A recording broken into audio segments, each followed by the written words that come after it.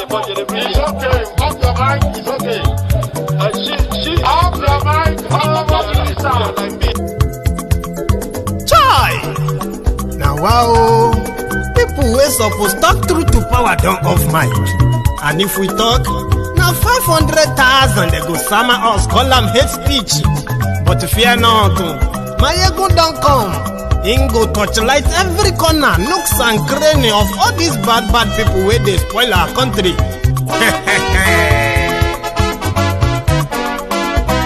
So my people make we loud, my ego don't come, my people make we shout, my ego don't come, my ego don't come, man of the masses, my ego don't come,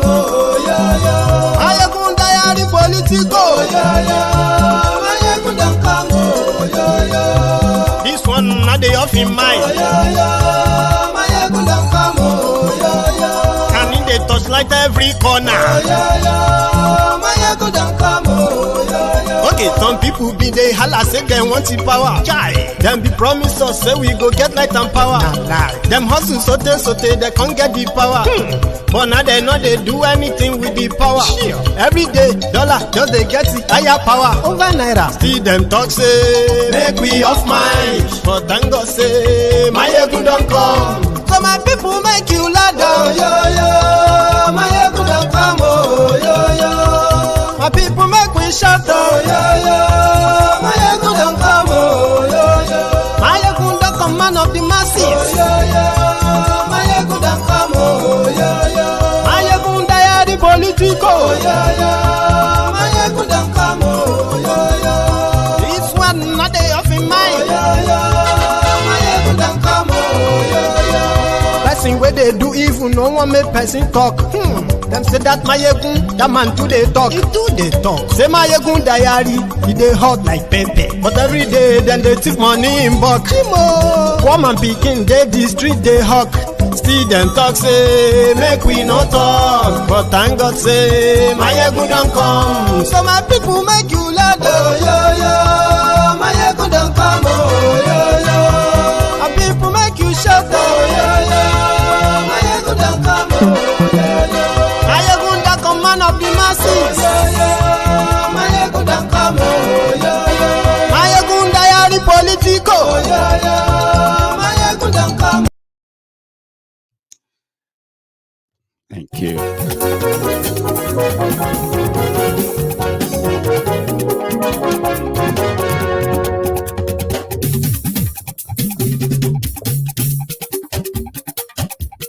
Hello there.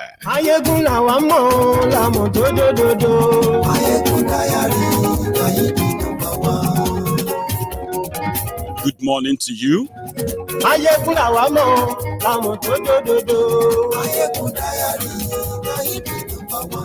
Good afternoon to you.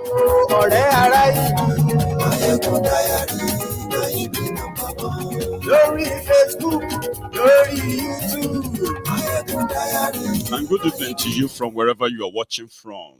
This is Mayegun Live. Àṣírí ọ̀jẹ̀lú kì í bò níbẹ̀ o. Bó bá ṣe eré, àní Máyégún máa wí. Ó sì tún ṣe eré, wàá gbọ́ níbẹ̀ o.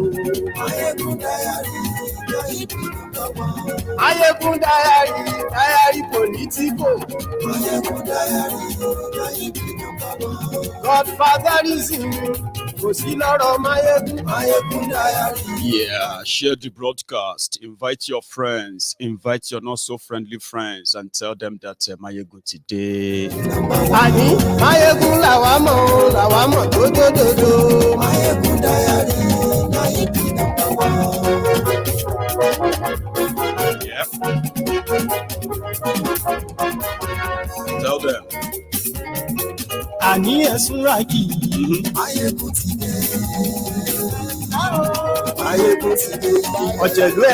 Query, they will question, they will engage all those who want to lead this country, and those who do not have the interests of the North, they will not support. Just in 20 seconds, Did you hear? Is your party and your candidate going to be listening to the Northern Elders Forum? Akim Baba Ahmed at the Northern Governors Elders Forum, perfect gentlemen, extremely patriotic persons. We love them, and I have enormous respect for Akim Baba Ahmed. He's somebody I want to be like, However, I just want to say, make a statement of fact that they don't represent the North. They don't speak for the North. All right. Despite all, when they campaigned against Buhari in 2019, Buhari won resoundingly the North. Atiku lost. Atiku lost. He did not even get 10% of votes in certain parts of the North. It's just to show that they are very wise elders, but they don't control the streets. Right. We are talking about those who control the streets. We need to leave it at that. Yeah. Thank you so much, Mr. Festus Keyamo, for your time tonight on the program. The official spokesperson of the Presidential Campaign Council of the APC, Senior Advocate of Nigeria, and Minister of State for Labour. Thank you so much, Mr. Keyamo. Before we close, finally, Dr. Akim Baba Ahmed, just in about 50 seconds, if you may react to some of the things that Festus Keyamo said. I'm afraid I didn't hear much of that. He said Can I ask you what his last response was when he said that the Northern Elders Forum does not represent the North. You opposed Buhari the last time, but Buhari won. Yes, so if he thinks that we don't represent the North, and it means that Tinubu believes that he can win the North without the support of the groups, not just Northern Elders Forum. We are also combining with other friends. Fine, he's welcome. If this is the kind of attitude the APC would have in relation to the North, and they want to use our attitude, well-justifiable attitude towards Buhari as a failure, this is the kind of thing they want to sell to the North. I'm sorry for their campaign. They are going nowhere. And this is the kind of attitude that will lose them that election. It's the very wrong approach to adopt. If they want to adopt it, fine. Thank you. ṣùgbọ́n ní bá ti ṣe èyí tó yẹ kí wọ́n ṣe ọmọ bá dèrò ní fi wọ́n níran òun. ayé kò tí ì dé gbogbo ọ̀jẹ̀lú ẹ̀ súnra kí. ayé kò tí ì dé gbogbo ọ̀jẹ̀lú ẹ̀ súnra kí. ṣùgbọ́n ní bá ti ṣe èyí tó yẹ kí wọ́n ṣe ọmọ bá dèrò ní fi wọ́n níran. Thank you. Good evening to you, good morning to you, good afternoon to you from wherever you are watching from. Once again, you are welcome to the Temple of Truth tonight. If you have read the caption of the broadcast or the description, as I have put them out in my own short way of, attempting the topics, one after the other, so to say, you probably must have as well, right? Bring yourself into what the conversation is going to be like tonight. But we're going to start with the header. In the next it's actually 2 days. Well, let's say 3 days. The RUPCOs or the ROPUs, or let me say the ripples that the APC, satanic Muslim, ticket is brewing as somehow led Tinubu, as we have been told, to London. So put it this way, in 2 days' time, they were supposed to start officially their 2023 electoral charade.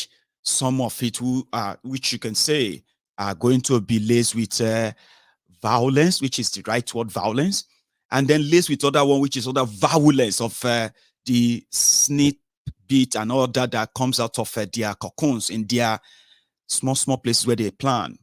So we're going to pick on them. But something you need to pay attention to, quite importantly, is that we know for the past 7 years, one of the things that contributed, if we must admit to the total destruction of Nigeria that you are witnessing today, one of the most kind of significant things that happened was because Buhari became a vegetable, sick, unhealthy, unwell. And for the powers that be, the owners of Nigeria who tend to benefit from that lapse, Buhari can rule, even if he can no longer think or act straight anymore. So they kept that, and those who suffered that are many, many of you today who were once cyberbarians, and today you have switched to Batidiots.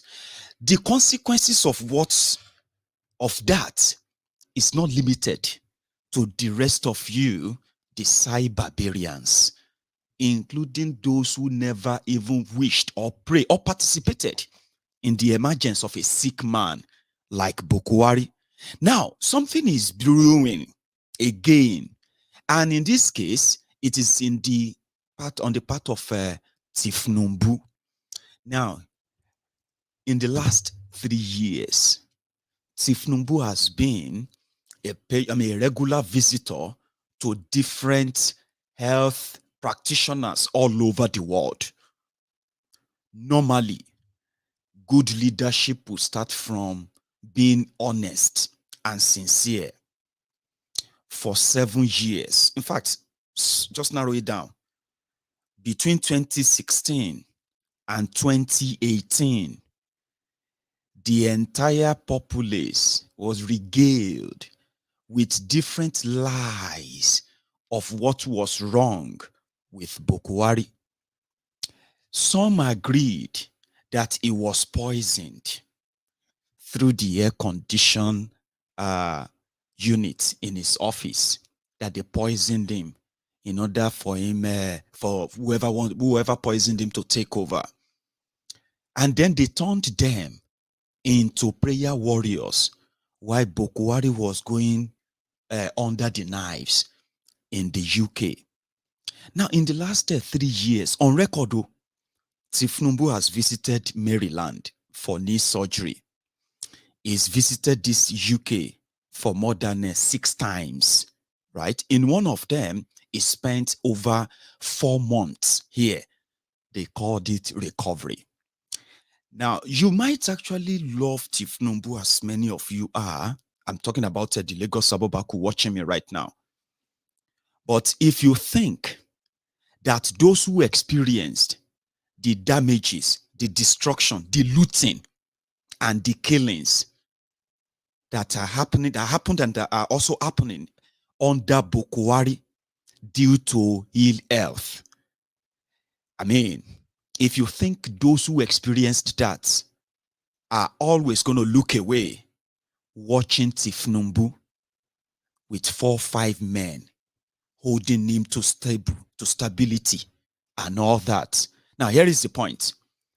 2 days before your regular, hire and pay charade, is back in the UK.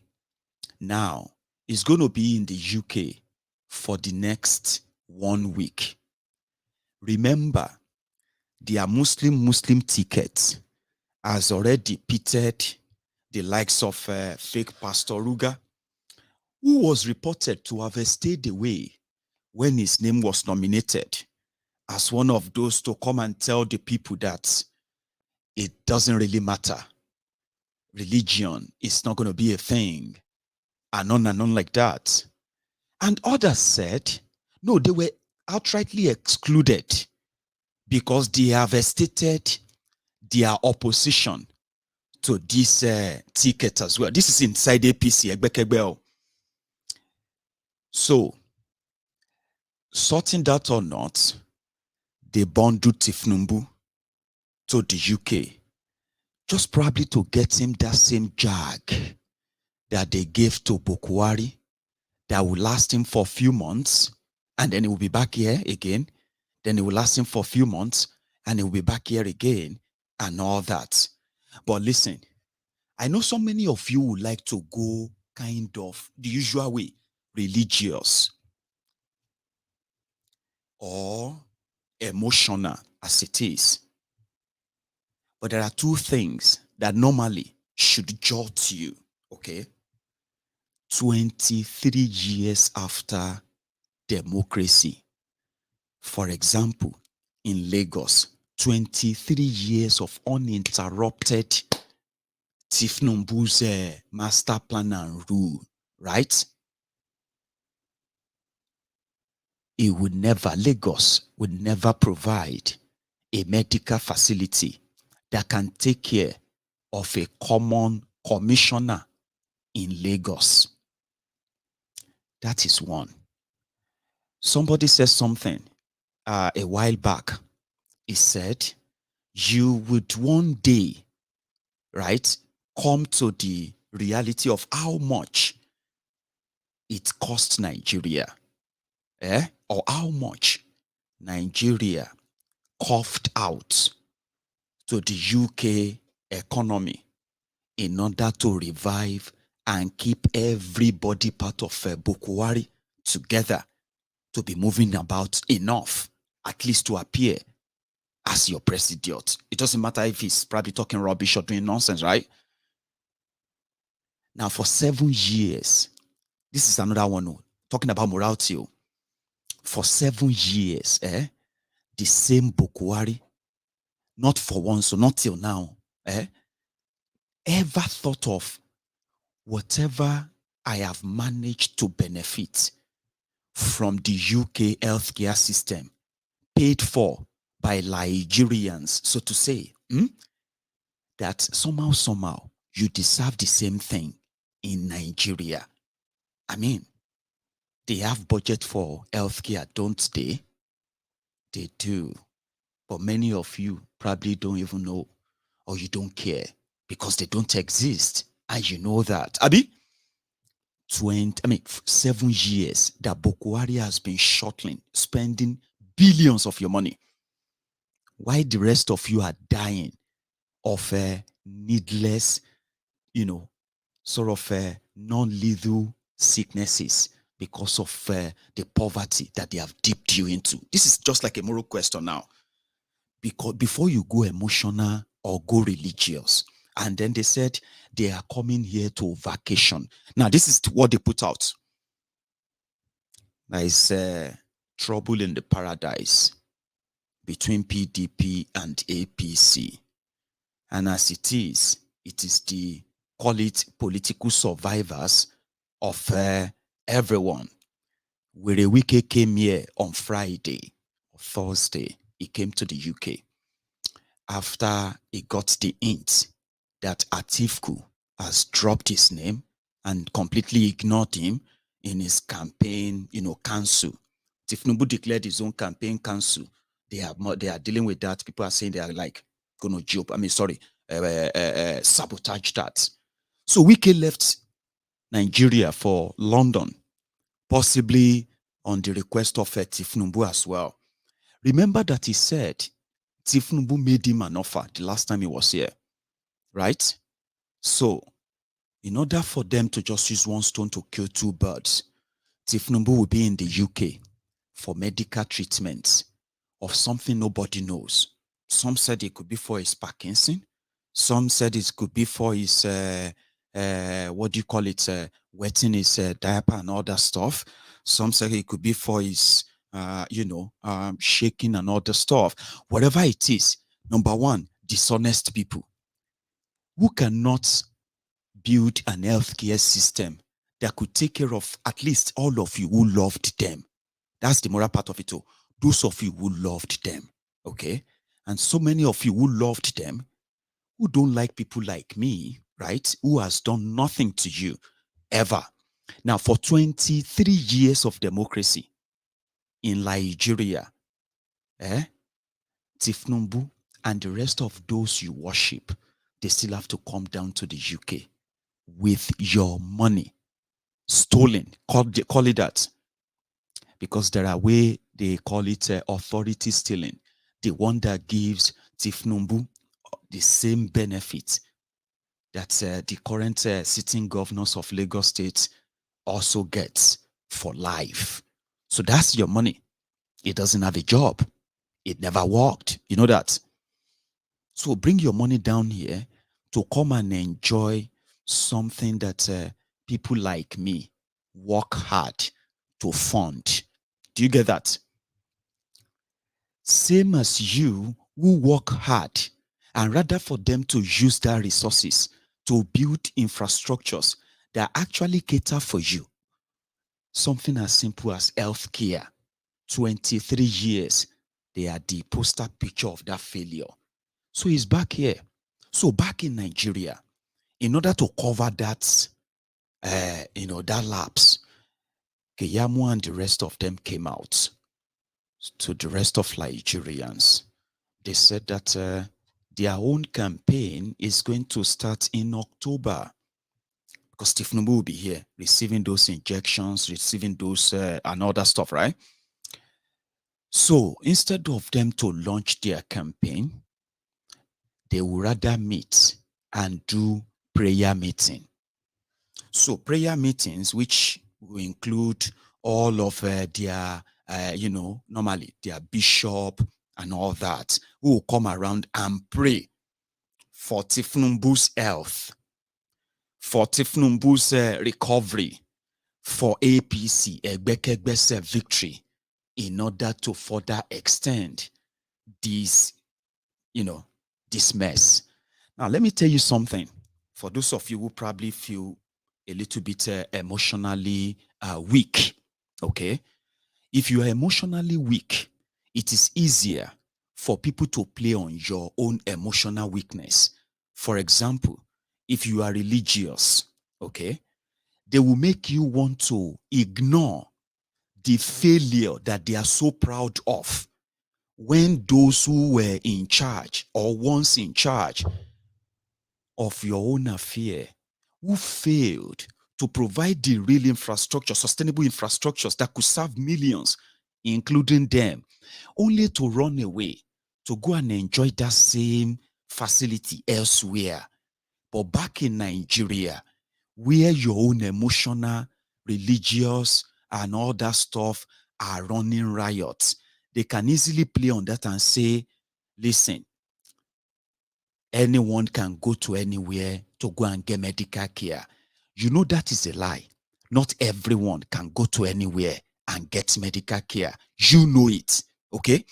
Then they will tell you that the best you can do is to pray to God to give them better health and long life so that they can come back to Nigeria and do the right thing. Now, that is playing on your own emotional, emotional weakness or religious weakness. That if you begin to condemn the fact that these people are so shameless, right? That when they lock up your schools, they will come on social media to share the graduation picture of their children graduating from university schools that are opened abroad, okay? When they lock your hospitals and lack of medical personnel, underfunded, poorly paid, in most places, non-existent at all, right?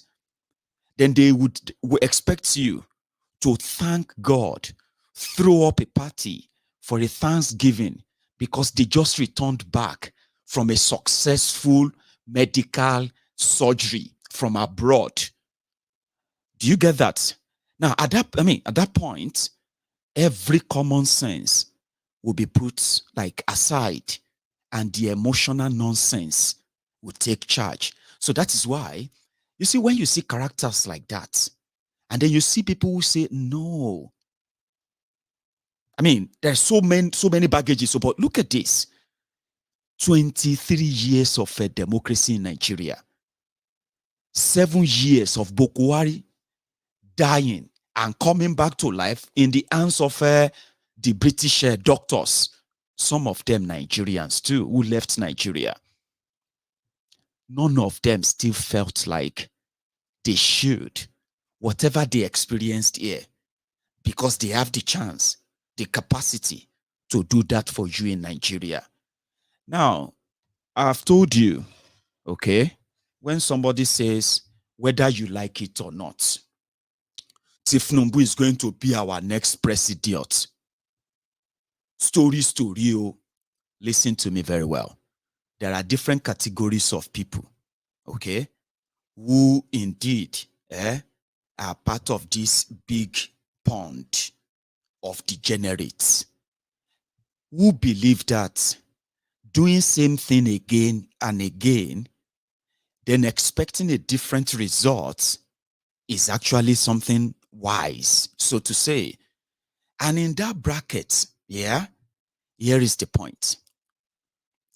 In 23 years, while they destroyed Nigeria and built empire for themselves outside Nigeria, a kind of a safety net, some of us who have the chance, who have a chance of living outside Nigeria, experiencing what life truly should be like for those who genuinely, legitimately are working hard to make themselves better, like many of you watching me right now, yeah? So we experience life in a way that made many of us to question the life that these guys built for you in Nigeria. Is it about infrastructure, road infrastructure? Is it about, enabling environment that is conducive enough for you to exploit and excel, opportunities that abound, not having to factor in who you are or who you are related with? Is it the standard healthcare system that is well and clear enough for you to know where you can get help, even if you're not from there? Or the kind of, citizenship, sort of a respect that they get from the politicians that understands that this is a job that once they actually, messed up with it, they would have to go. Responsibility. Now, many of us kind of feel like all these things, they don't require a sort of a special prayer, special group, special committee, special this or special that. So we started questioning the characters like Tinubu and the rest of them who have been in your space for 23 years.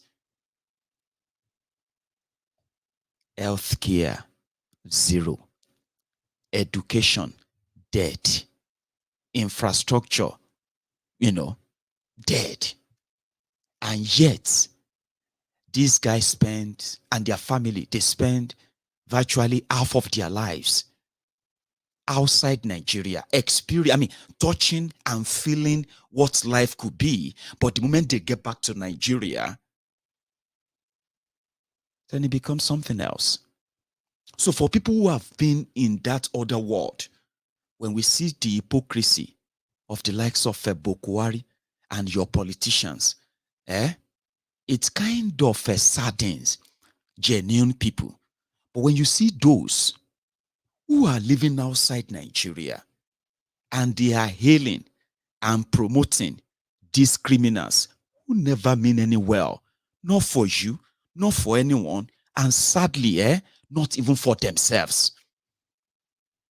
When you see people who live outside Nigeria who hails them, it is because these are the few who somehow, if they never left Nigeria, they will be exactly what your politicians are to you if they have that same opportunity. Then it is the same world. Whatever is wrong with Tinubu, listen to me. You can say, somehow you are paying for that, but he is also paying as well, because their selfishness, their self-centeredness, is not, the consequences of that is not limited to some of you who are their praise singers. Watching them deplete your future, deplete everything that could at least make you experience life as a human being, not like as the dredge of the society that they personally believe is the source of their power that will keep every one of us in this contraption for long. The consequences is not limited to you. Look at them. 23 years in their own selfishness. 23 years.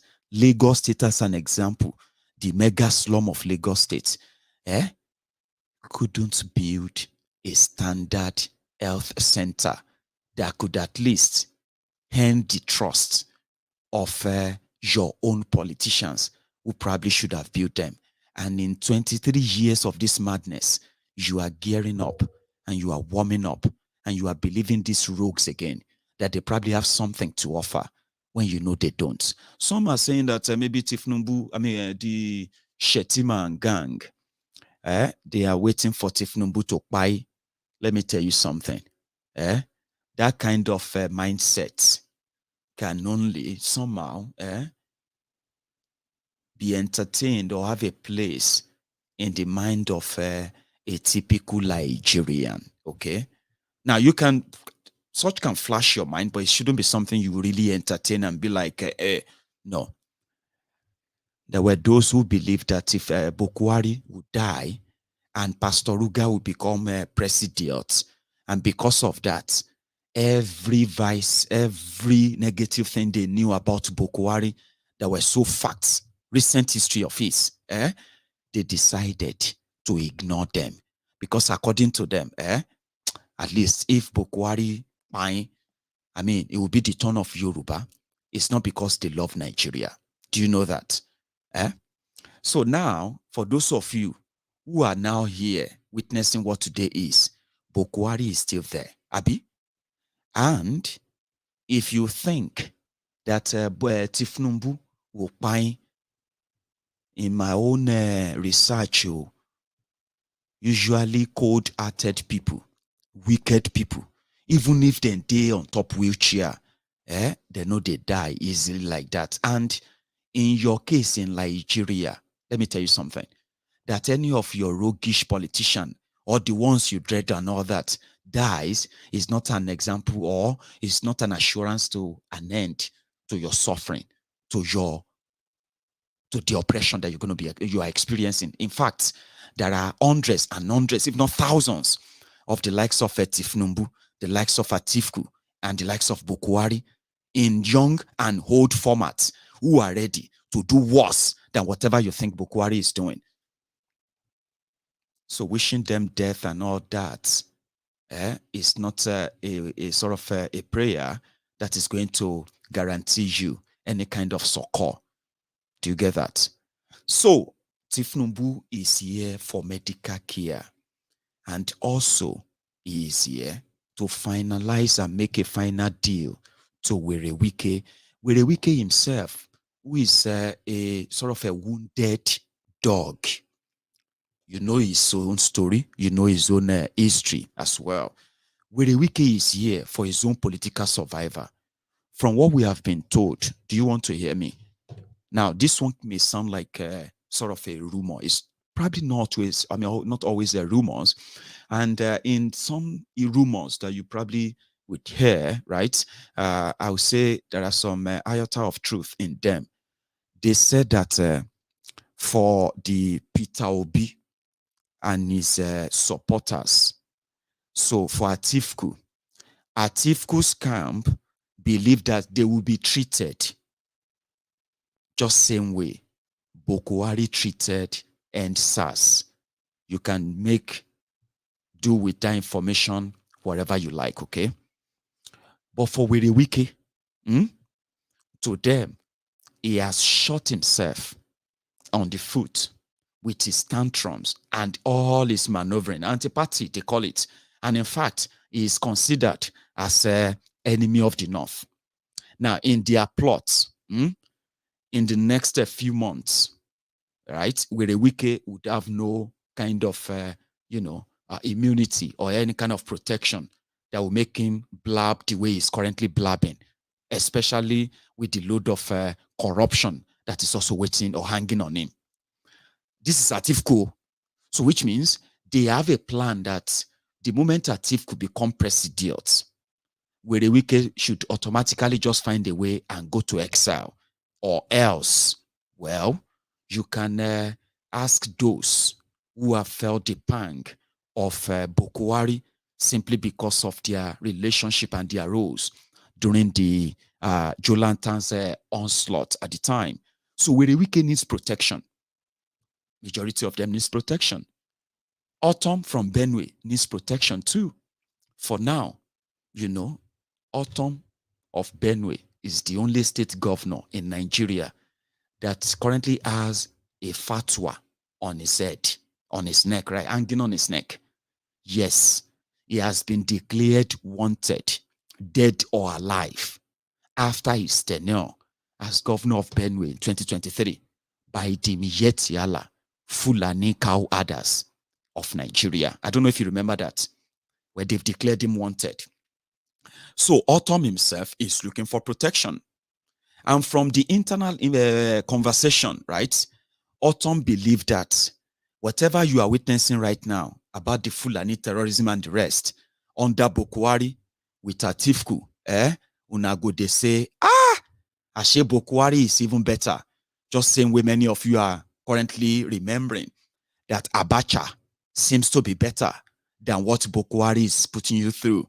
So to the likes of Ortom, they kind of have that that reservation about Atiku and you know, the jihadists, the fanatics who have gained access into the system as well.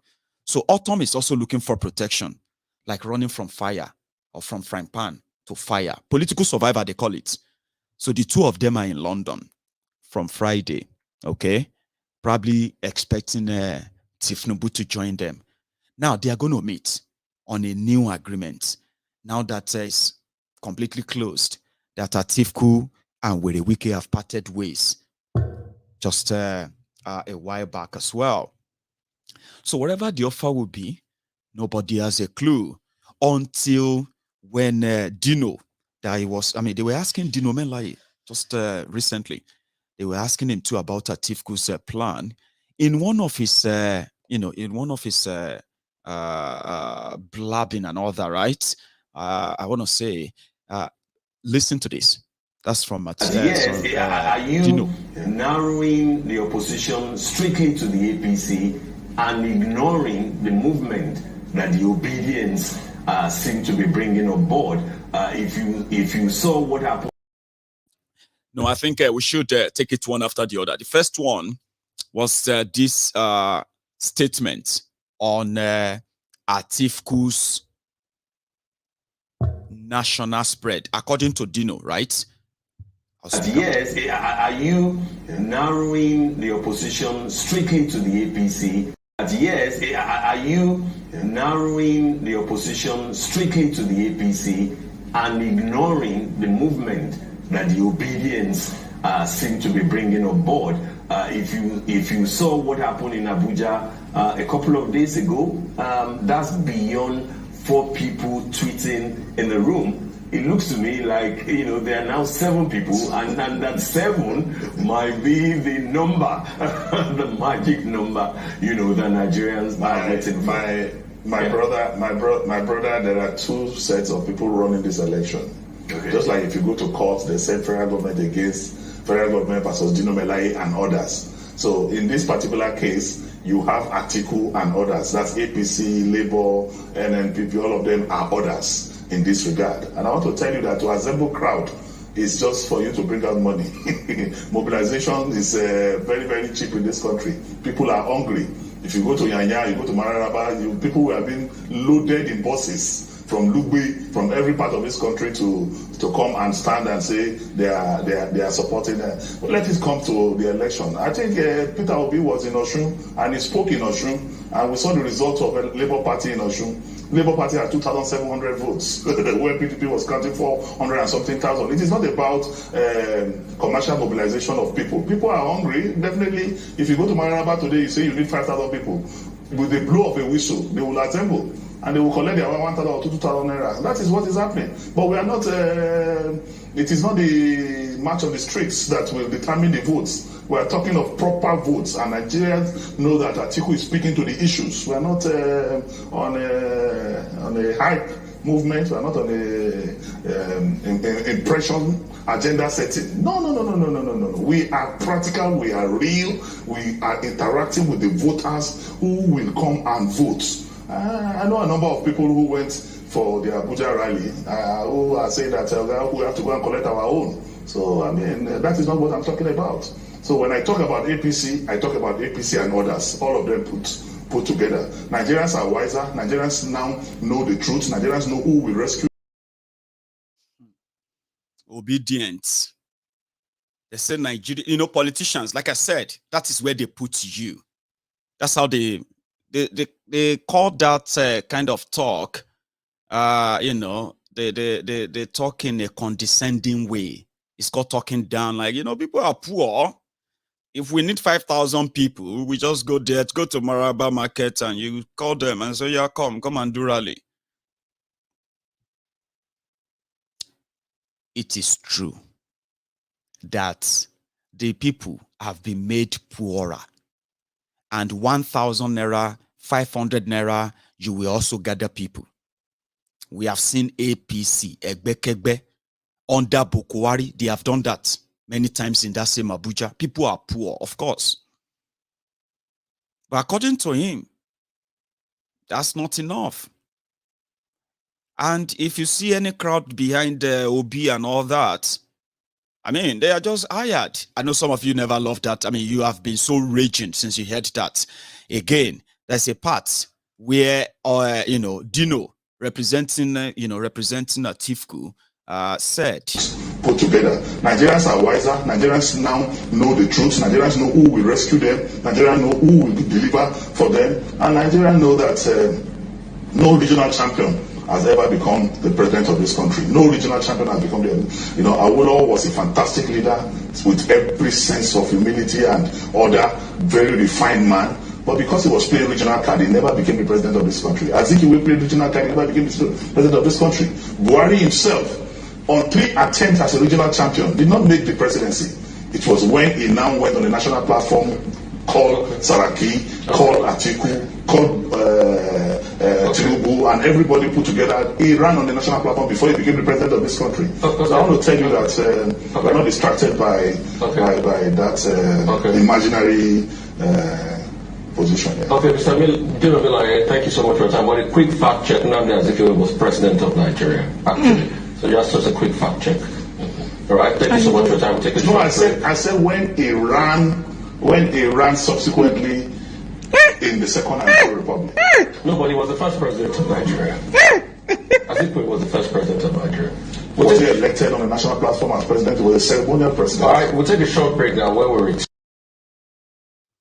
So that's the part people were talking about as well. But you see, if you ask me why was that clip, I'm just trying to share with you the type of Vawulense that you are to get yourselves prepared for as different clowns will begin to make mouth, even though their real life reality would never reflect whatever they are going to be saying to you. These clowns are going to be on your TV. These fraudsters, scammers, liars, they're going to be everywhere. They're going to be talking. But when you look at them, they would, I mean, I don't know, maybe in Nigeria where you worship them all. For sensible people, they are more like clowns, criminals, like bunch of criminals who can be anything, anytime, just to get whatever they want. That's why I started with that of Tinubu. Many of you know that Tinubu is not well. Okay? You know it. But millions of you would want him. It doesn't matter because to you,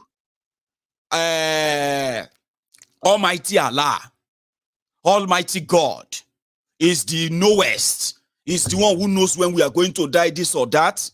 Is the one who knows who is going, blah, blah, blah, blah. If anybody want to grow old, anybody can be, and all those things you tell yourselves.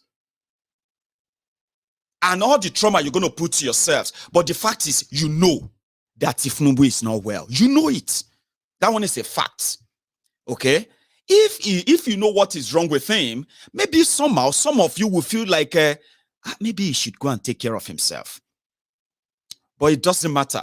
He's here in the UK. they are looking after him. Okay. Once they pump him up, once they do all they have to do around him, take their money and all of that, they put him back in his private jets, and they're flying back to you. All of you who they say anybody can go and get healthcare anywhere. Can you come to London and get healthcare? You, Mr. Akunle, Egbon, can you, if you have any medical emergency, can you come to London and come and use NHS quickly and go back to Nigeria? Can you? You know that is not true, Abi? Okay. Anyway, that is that. So they will bring him back to you. And you will then begin to say, thank God, thank God. Then he will come back to come and promise you better health care for your children, for old people, for young people, and you will believe him. Atiku live in Dubai. He get his medical care in Dubai. He probably would have loved to go to America to go and get his medical care too. But Atiku will come to London. He will go to Dubai as well to get his medical. He lived there. Well, he's going to come to Nigeria to come and tell you how he's going to build you medical care, this or that, and all. And you're going to believe him. And there are many clowns like that. Clowns like Dino Melaye. He's articulate, he's sagacious, he's competent, and you will believe them. So when they now take that chance, and everybody goes back to the trenches, you begin to wonder, hey God, which kind of people be this again?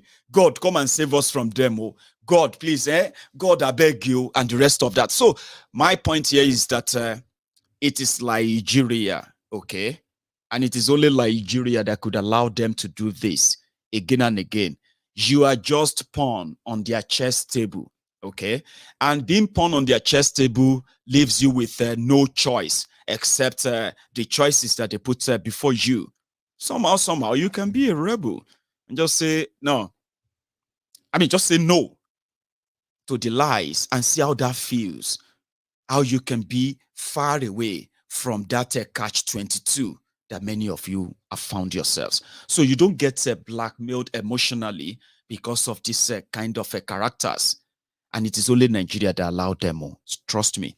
If all of us are in our own spaces, doing our own things, running our own affairs, defining our own rules and policies, and on like that, we could indeed easily hand the characters like this, donning our own social space and making decisions for us, so to say. So I think you should think about that if you have any thing in mind. So yeah. Now let's see other parts. I was doing my JJJ strolling about as usual, and then I came about a page where people were having meltdown. Kilo today saying what is going on? Why the fight here and again? They said that because some people released a poll again. I'm going to share that with you, and I'm going to sort of see what you feel as well. Now this was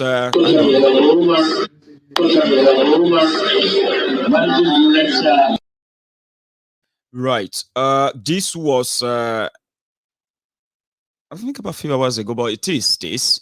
So they said that if they do their electoral charade today, as those who are angry, raging, and they are planning to take back their own pound of flesh from a system that has kept them under the generational backwardness and poverty and all that, right? This is what will happen. Now, look at your screen, right? Where's my own screen? Let me get my own on. Don't be everybody care, sure you get. But this is causing a big meltdown. They said that Obi, they said they were calling those who have registered this particular body, yeah? They said they were asking them, what would be your preference if they have to say, maybe you go choose one of these people today, and they 51% of them said they will go for Obi. That's why I told you that, you know, one thing, right? Whether na Atiku, whether na Tinubu, whether na Obi, whether na any of these guys, as long as one Nigeria exists, right? Whatever happens, all of us are going to share in the consequences of this. And that is why we must continue to raise the awareness to let them know that, yeah, they might currently be in the dragnet of what the system, kind of conditioned them to be. However, any one of them, like Buhari, that eventually, get in charge of a Liejiriya, now all of us go pay. So it better may you jump out now. It better when we have the chance, may we jump out now. I mean, I wish we have the majority who could actually push that right away. Anyway, so they said they were calling people. And they said that it's going to be this way. No be me do amo, not them do amo. Now, I started seeing people melting down. They started melting down on social media. All this nonsense, rubbish. You this man, it's not be me. I know many of you blame me for many things in your lives. Okay, especially those of you who are like the Batidiots, the Cyberbarians, and then a PDP, and most of you one Nigerianist anyway. You blame me, unfortunately, for many things that is wrong in your lives. Is this Mayegun that is causing problem in Nigeria? Now it's people like this Mayegun that is creating problem in Nigeria. So, okay, so fine. No be me do that one. No be me said that your polo. I don't even have any contact of any of your whatever. But it's out there. But you are catching emotion. You are throwing tantrum. You are feeling so bad. You are feeling somehow, as if to say you actually have real say. In who becomes what and when. Let's break it down. Oh, break it down. Normal. For those who are in the know of how your politics works, you and I, we know that it is buying and selling sort of a experiment. Sabi? Don't lie, yo. Don't pretend be a lori bruku kombi. Shall you hear me now? You know it's a buying and selling. Who can give more and what are they giving? Normal. This is how many of you position yourselves for who is going to give what and when. And then we decide where you want to swing to or not. That is the tradition, Abi. Whether na PDP, whether na APC, whether na PPM, whether na Origin, whatever you are.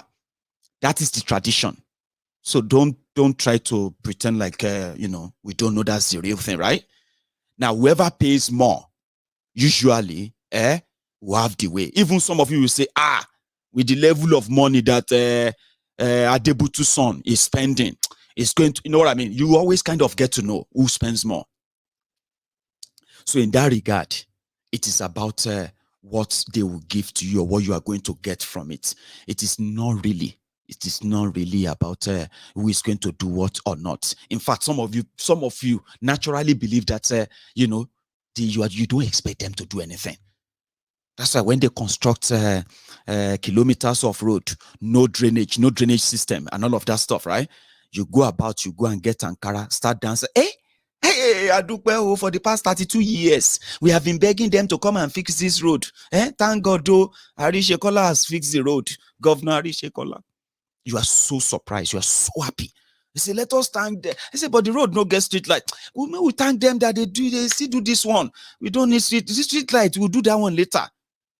You are surprised. You are so grateful because they have denied you the good things of life for so long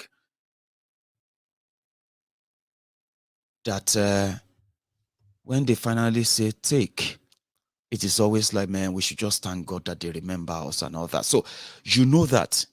But you also know that it is beyond what they give you. Those they will give rice, those they will give this or that. Okay, it's beyond that. There are many of you who are recruited. Your own job is to help ensure the manipulation of the entire process, and they pay you stipend.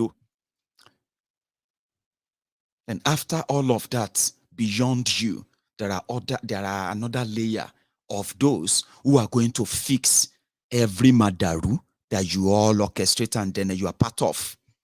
Until they finally say, hey, finally, that is your governor. Hey! Then everybody go back to their hard lives. And you do the same thing again and again and again.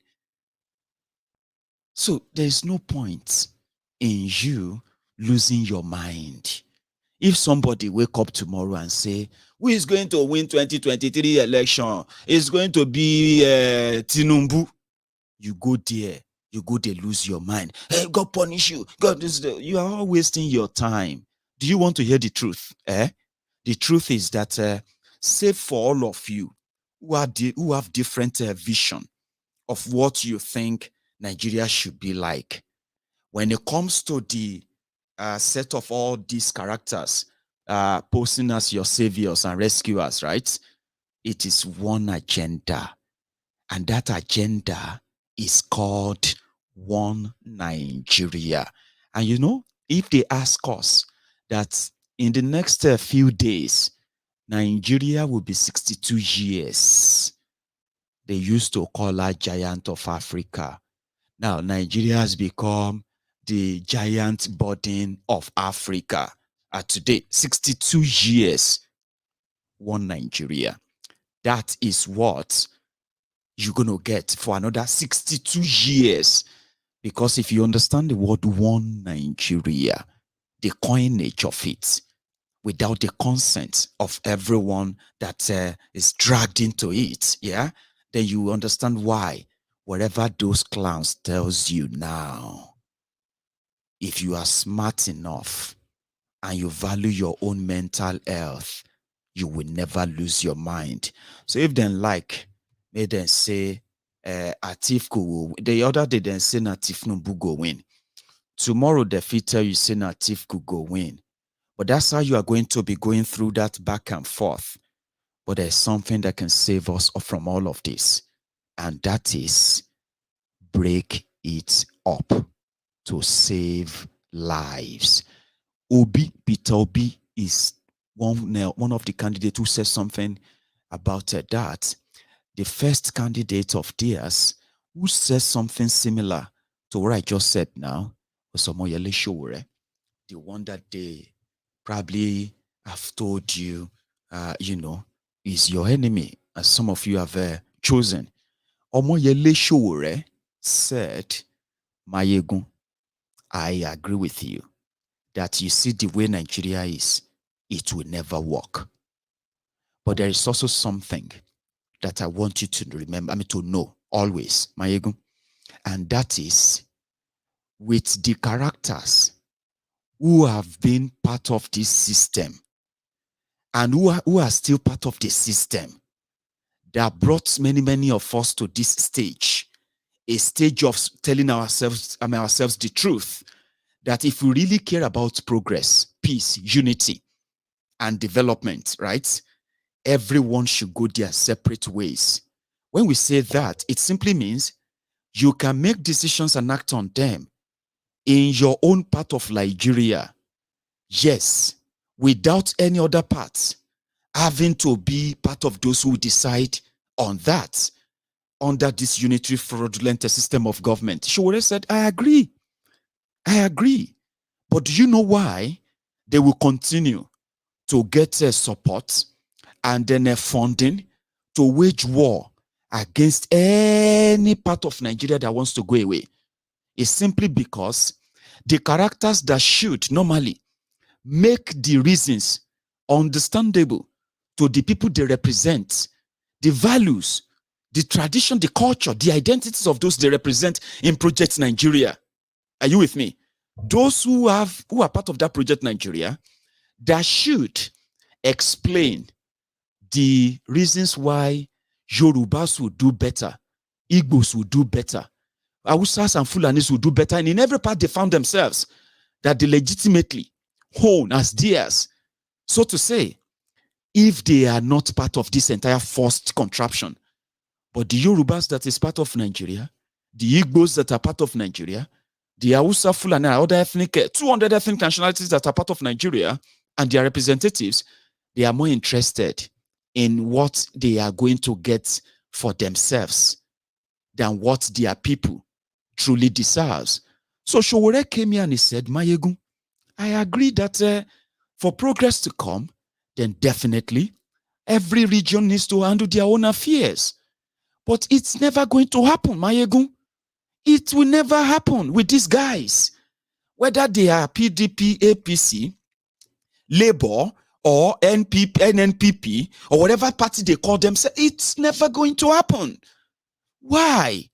Because the survival of the ruling class, the elite, who make their millions and billions, and who are parading themselves based on this wondrous and porous Liejiriya, they will never let that happen. It can only happen when these guys lose that power. And losing that power is never through an election. Sowore said that on this platform, and there's never been any truest word said. And he said, whatever can be done, whether it's going to be through the ballot, a revolution, you see, this entire system and the beneficiaries of it, they must go. They can never be part of the solution that we eventually bring in or usher in. The type of development that some of you have in mind, you will never get them through any of these guys, ever. Sowore was the first person to say that here. He said, I support the Yoruba nation 100%. I support the independence of Biafra 100%.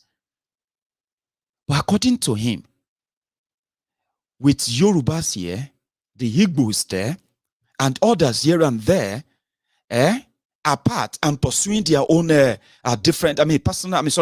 own personal agenda as it is, if you pay attention very well, the owners of Nigeria, they also come from all these tribes. As long as they have hold on the leverage of power, they will never allow that to happen. Then Peter Obi came, playing on that sentiment. In his own words, he said, listen, APC, Egbekegbe, people destroying people, they have contributed immensely to this level of division that we are witnessing today. And they ask him, what would be your reaction to the people who are demanding for Biafra and the people who want Yoruba nation? As a typical politician, he dodged the question, but he actually answered it to some extent. That is, he was able to say this word. He said, the failure of leadership, the growing poverty, which has also created so much gap within the populace, has created and contributed to the agitation for Biafra and Yoruba nation. And in his own word, he said, rather than go after them and killing them, a responsible government will know that until Nigeria is completely broken, all these people demanding for their own, autonomous states, independent states, they are demanding for them because of the injustice that they are currently experiencing in Nigeria. That is in no way looking like it's coming to an end, not anytime soon. He said a responsible government will not turn their guns on them, okay? They will engage them. They will have conversation around what are the injustices and how much is the effort the government is actually making to address them rather than declare them enemies and turn your guns on them. Then on the other hand, you want them to be patriotic. You want them to love Nigeria. You want them to speak good of Nigeria, the same Nigeria that is killing them, that is, hunting them, profiling them, jailing them. I mean, it doesn't make any sense, does it? So it's the only candidate as well currently who did say something about that conversation. So in a way, the likes of Tinubu, the likes of Atiku, they are promising unity in the face of injustice. They are promising unity in the face of impunity. They are promising unity in the face of all this charade and fraudulent, what do you call it, forcefulness, so to say. Well, by and large, short and long, however you played it, to those of us who have seen through all of this, we know where it is going to end. Okay? So preferably, anyone who is who is part of any group, organization, individuals that has publicly, I'm talking about publicly, rejected this criminal system that thrives on what do you call it? Give me a second. It's like we have one of these Lagos Abobakus here. Listen, I know it can be painful, all right, to see that somebody, somehow, is talking about Tinubu. You see, instead of you to tell me to probably get a job or get something doing, right, I'm going to say you should use your own time. So, right, in all honesty, use your time as much as you have. If you have job yourself, right, use your time to try and help the people who destroyed Nigeria, Tinubu and gang, okay, to save the brothers and sisters that you have dipped into perpetual poverty. You don't have shame. Now, look at this. What Nigeria has become, why many of us are going to continually tell you to distance yourself from whatever these criminals are promising. It is same of the same, is that Nigeria has become a fascist state. And the description of a fascist state, according to, give me a sec, according to the wise men in this live, right? They said, give me a minute. There's a place I actually dubbed that earlier, fascism, right? And I want you to pay attention to this as well, okay? When you look at the kind of the character of people that you're going to see who are pro one Nigerians, right? Who are like Lagos Abobakus, what do you call it? The Oshogbo Alimajiris and co. Especially the cyberbarians. Pay attention to this. So they are one Nigerianists, and they're like, if you kind of be on the opposing side to all these rogues, all these criminals, all of these, urinating relics that they worship, you can see the following characters in them, okay? And that is exactly what the future of Nigeria is. If you care about the future of your own children, listen to me, you will jump off that voyage of that one Nigeria, okay? Listen to this. So, the fascists of this world, right? If you see them, they are like, they promote things like being powerful and continuing nationalism. Do you get that? They will be talking about nationalism, our our country. Wait for it. They call it early signs or early warning or warning signs of fascism. Powerful and continuing nationalism, disdain for human rights, identification of enemies as a unifying cause. Once you oppose, you are an enemy. Then they have supremacy. They have what they have. I mean, in that society, you see supremacy of the military. The military is dreaded. they are like above almost everyone in such society.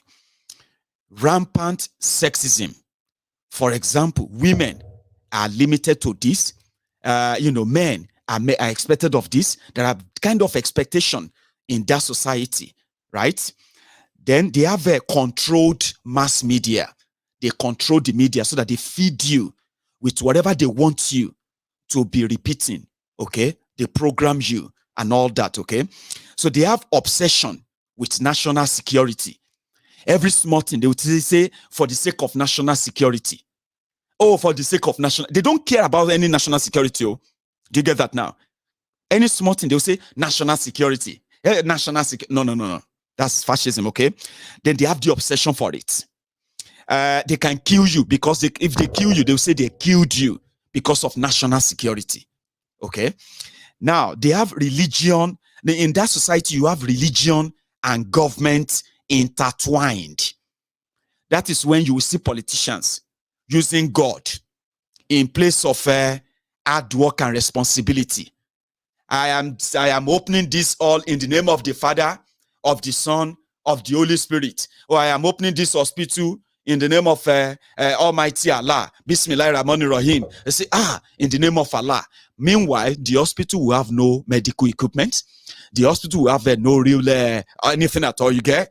But they mix religion with government in such society. That is Nigeria for you. Now, in that society, the corporate, or let me say the corporate power, are well protected. Monopoly system, quota system.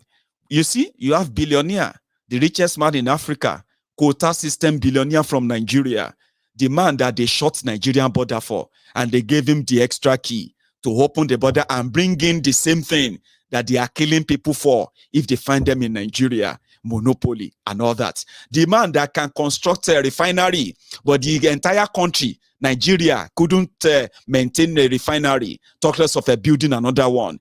You know, that kind of thing is well protected. They will even make laws to keep them safe. That society, that is what you have there. Then labor power is suppressed. You're right, as somebody who is either a worker, who contributes to the same economy, because you are the engine room. All of you are cleaners, drivers, teachers. All of you who actually run the economy, okay? You will never have any say in such society. They will suppress any power of labor, so to say. So they have disdains for intellectuals and arts, okay? So if you are into any sort of intellectualism, they don't want you, okay? Remember that Nigeria, for example, never lack intelligent people, brainy people. I'm talking about wise people who have gone far in their different choosing their careers and fields outside Nigeria. But when you go back to Nigeria, the worst of the worst, the relics of that society, they are the ones ruling the place, controlling the affair, making laws and policies for the rest of you, and you are expecting progress in such society. Now, listen to this. So they have, according to they said, they have rampant, or let me put it this, they have obsession with crime and punishment. In such society, they always want to tell you what is crime, or sorry, what is a criminal offense and what is not, and how much of that punishment they can give to you.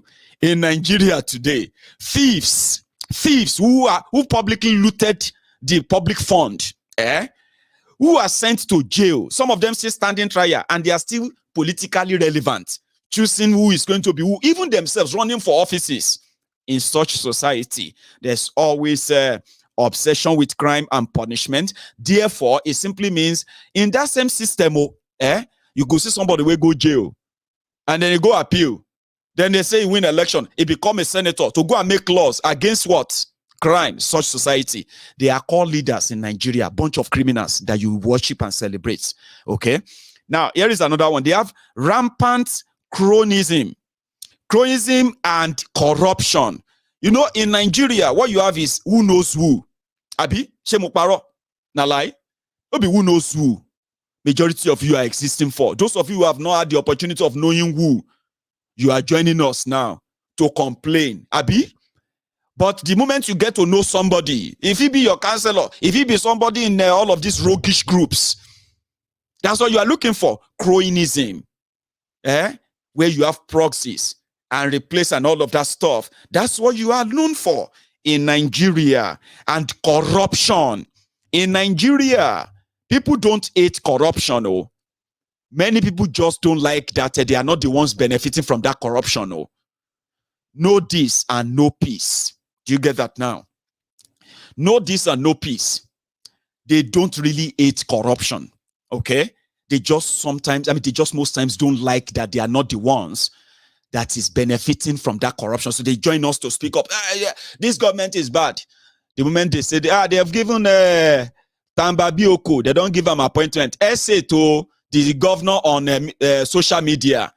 Tamba Bioko will come back and start speaking grammar and said, why do you hate him? Why is it that you hate Tinubu? Every time, Tinubu. Is it Tinubu your problem? They say, Tamba Bioko, you and I and the rest of us, 2 years ago, all of us, they tell our truth. So we say, all these people are criminals. So they don't give you appointments now. You don't they ask us or they call us enemies. Enemies of your oppressors. That is what that is anyway. And finally, they always have fraudulent elections. Fraudulent elections. Fraudulent elections like what you are preparing yourselves for today. So look at me very well. I know Nigeria, they have denied you so many opportunities, okay? Right? Let me tell you something. You cannot say Mayegun has no job. It is actually so old. Something that some of you should kind of, if not because of the terrible education, that the likes of Tinubu and those who you call your leaders, that they have actually, that they gave to you. Listen, this is 2022, okay? Now, personally, as a trained, as a trained customer service expert, right? Yeah, I have a job that ordinarily fetches me over £24,000 every month. Every year, okay? That is annually. I have that. Then even if I choose not to even work again in my life, do you understand something, right? I have social media platform that ordinarily sharing my views like this, and you coming here to watch and comment and say whatever you want to say all the time actually gives me over 1 million views every month. 1 million views. Do you know what that simply means?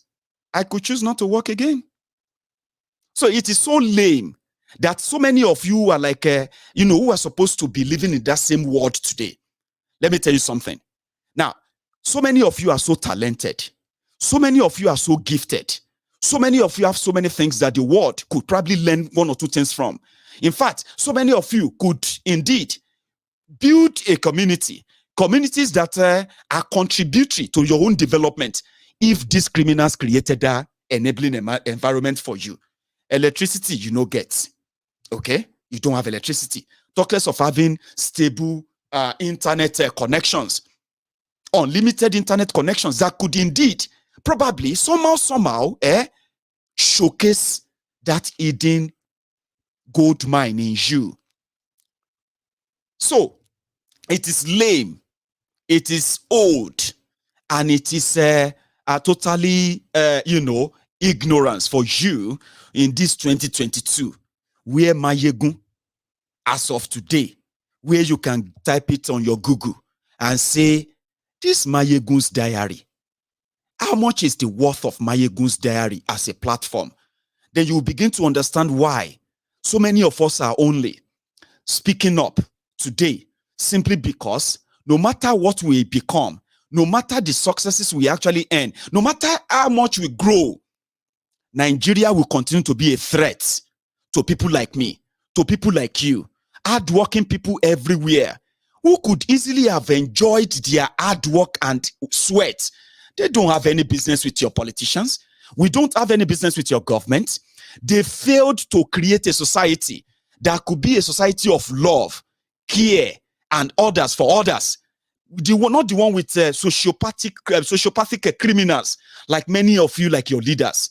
Places where Mayegun, me, I can choose to be in that same Yoruba land, right?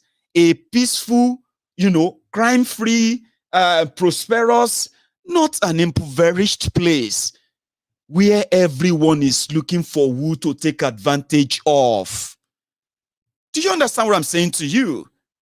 I mean, if you take out the opportunities they have denied you, there's nothing special in this place other than there is a society. I mean, there is a system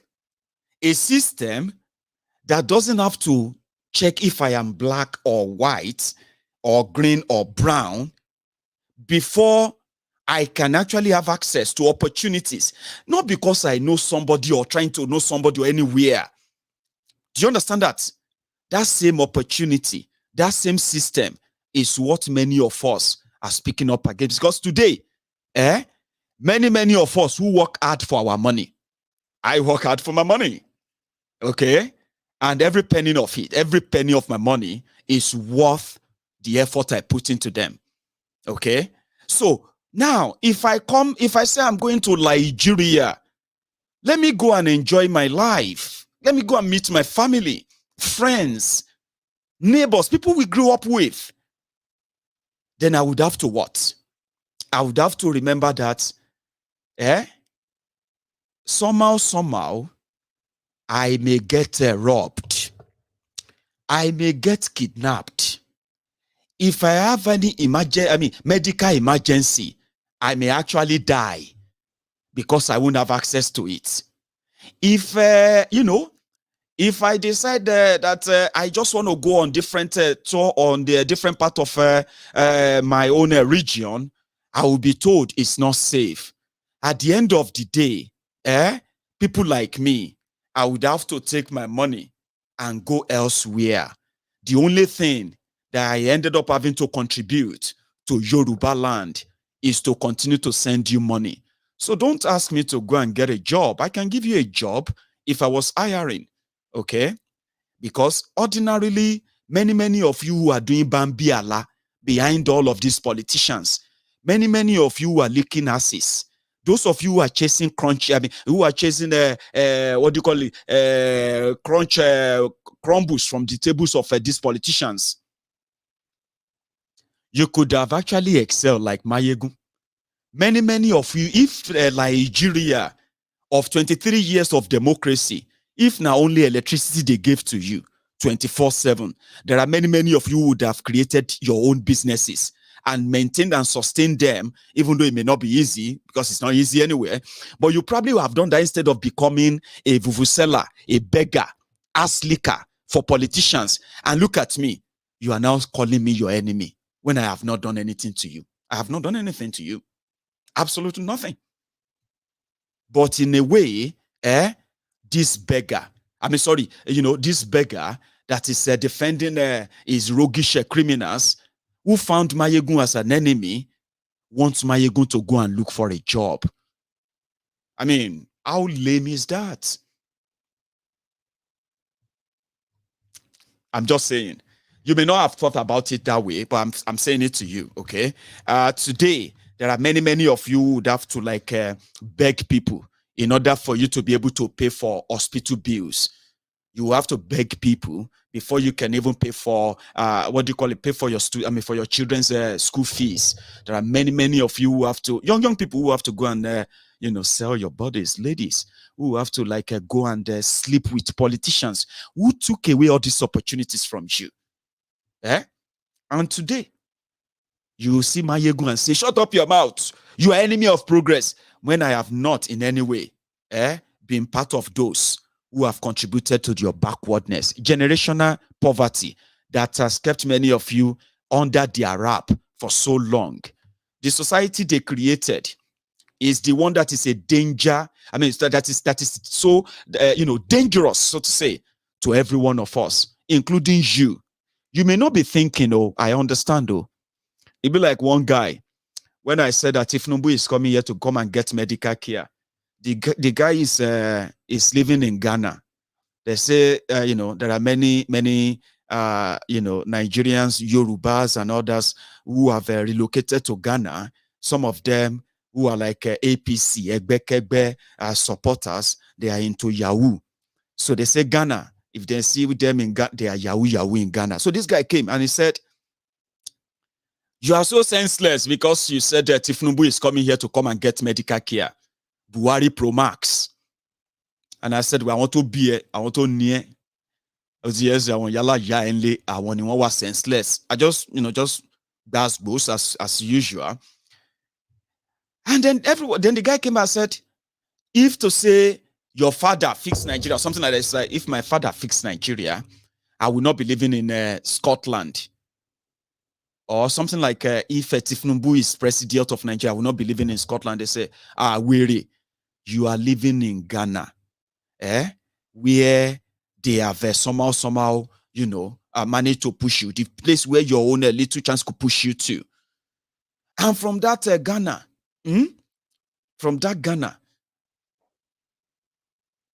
you are pushing for the continuation of the poverty of that actually sent you out of Nigeria. You are pushing for furtherance of that back in Liejiriya, so to say. So normally that's who they are. When you talk about the Lagos Abobako, I am not your enemy. I don't like you, and I know you don't like me, but I am not your enemy. Okay? Because what happened is that the rogues and the criminals that you probably want to keep being in charge of your affair, the consequences of their actions are not limited to just you. Many of us are affected too. Okay, I know they where your police fee touch me, and your police will be doing they will be using me to, slapping me or anything. It's never going to happen. I am not in anywhere close to that, right?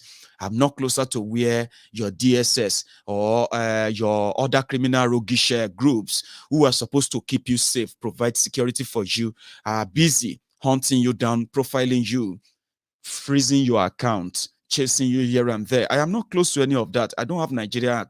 I don't have bank account in Nigeria. I don't have anything that could indeed be so easily accessible to them to take, except if they want to take my land in Odogbolu.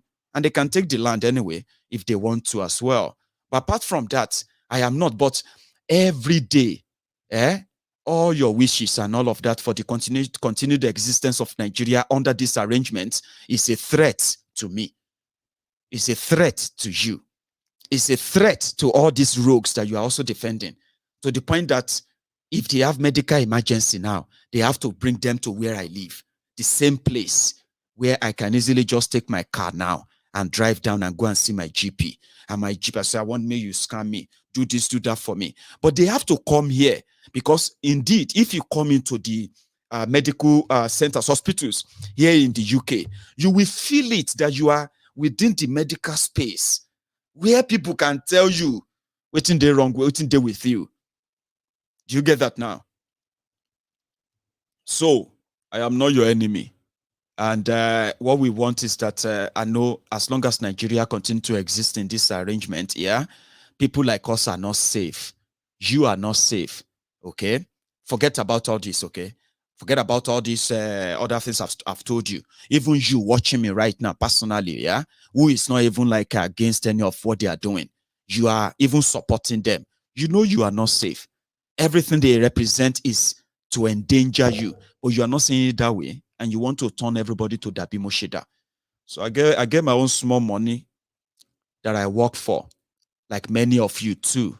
But the problem is that with this existing Nigeria, with this APC, with this one Nigeria, I may never have a chance to enjoy that. Now, look at it another way. In another way, they have contributed to what is still going to become a bigger and bigger and bigger problem that all of us are going to face in the future. I'll tell you. You see, even when Nigeria break up tomorrow,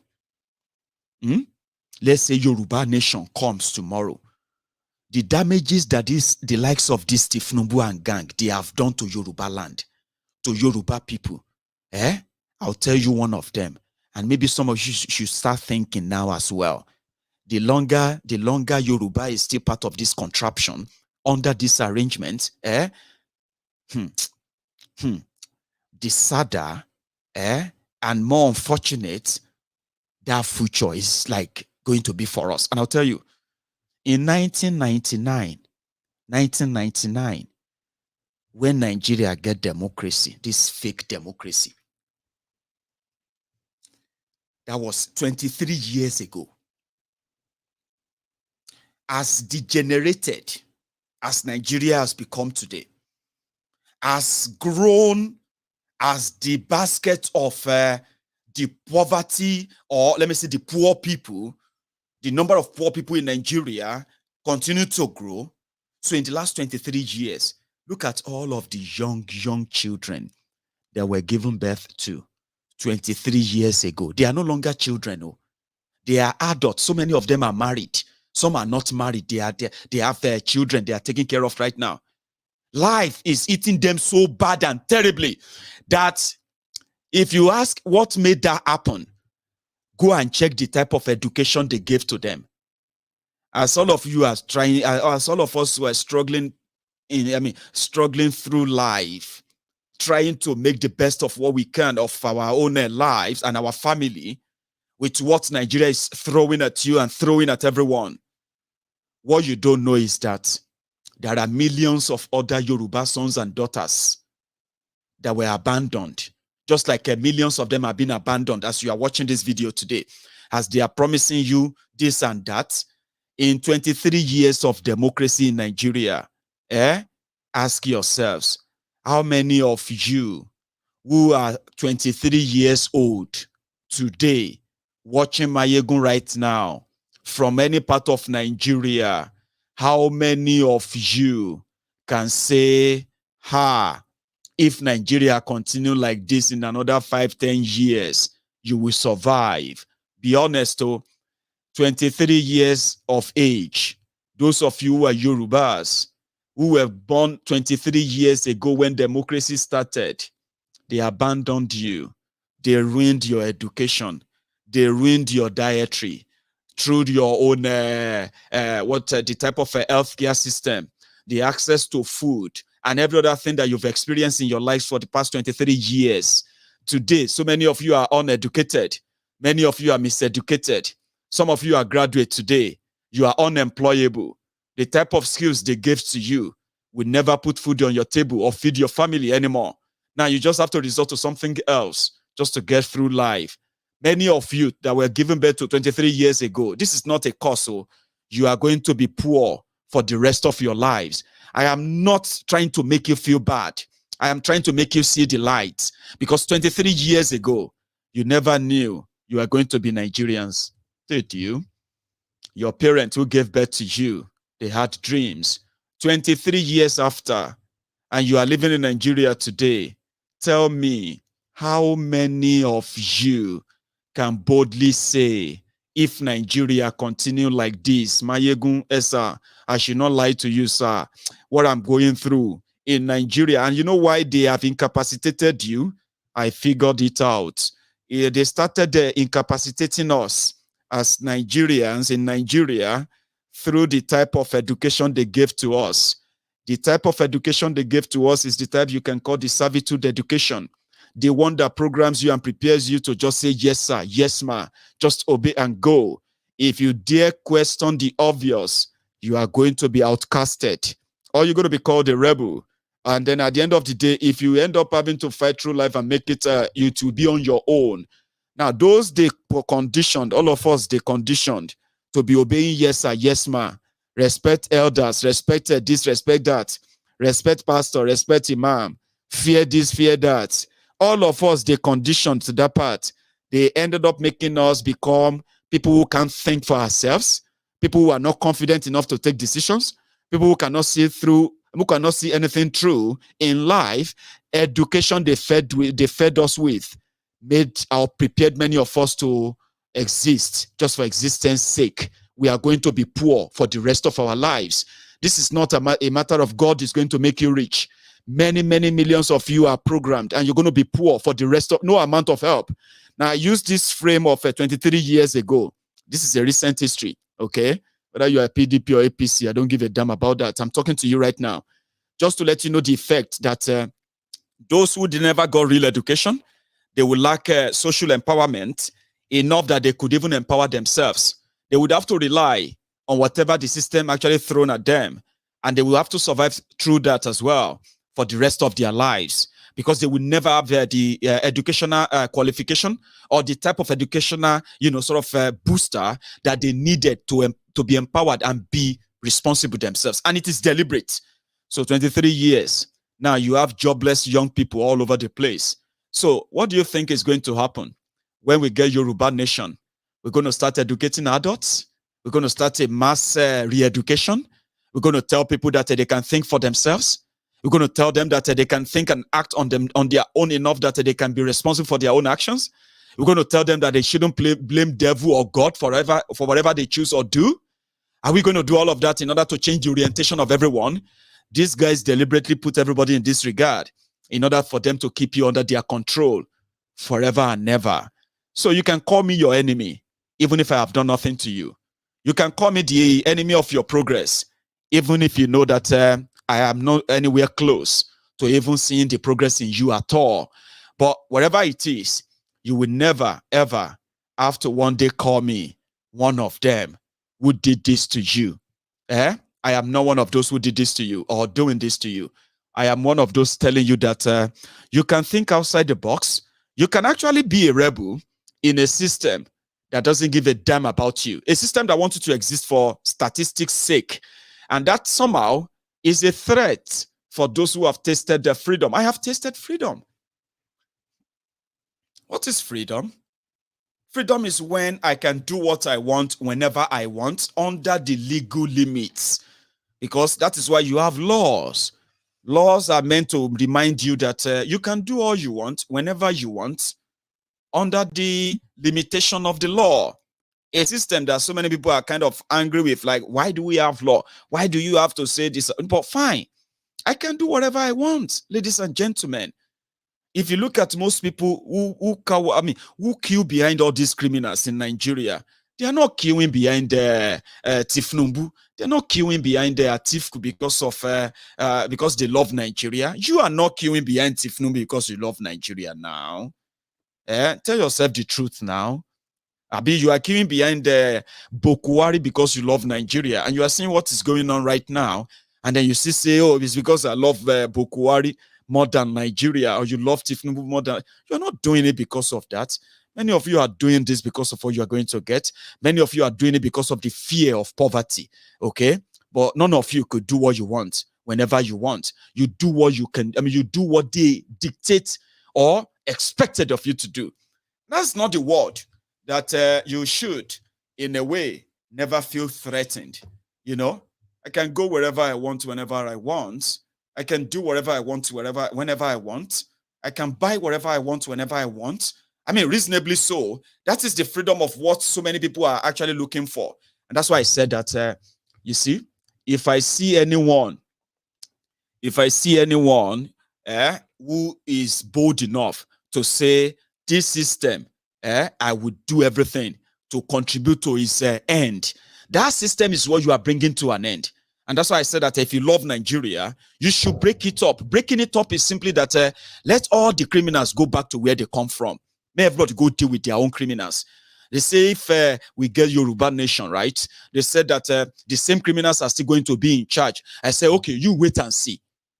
If your own criminals or your own terrorists return back to you, give them red carpets, build them palaces, and then, do whatever they want that will make them continue to live like kings, the king of thieves.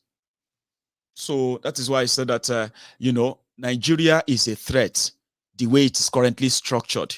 It is a threat not only to you, not just to me, even to those who are benefiting from it. You have reason them now. You get a stomach ache because you are a big man.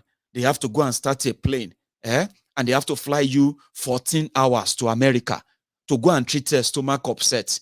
You are coming out of the shower on your tiles, in your porch house. You fell down, you broke your leg, and then the next thing, instead of them taking you to Bubi, where they have standardized it better than any orthopedic hospital all over the world, they didn't do that. So they have to package them, start a plane, and they have to fly them 6 hours to a London hospital.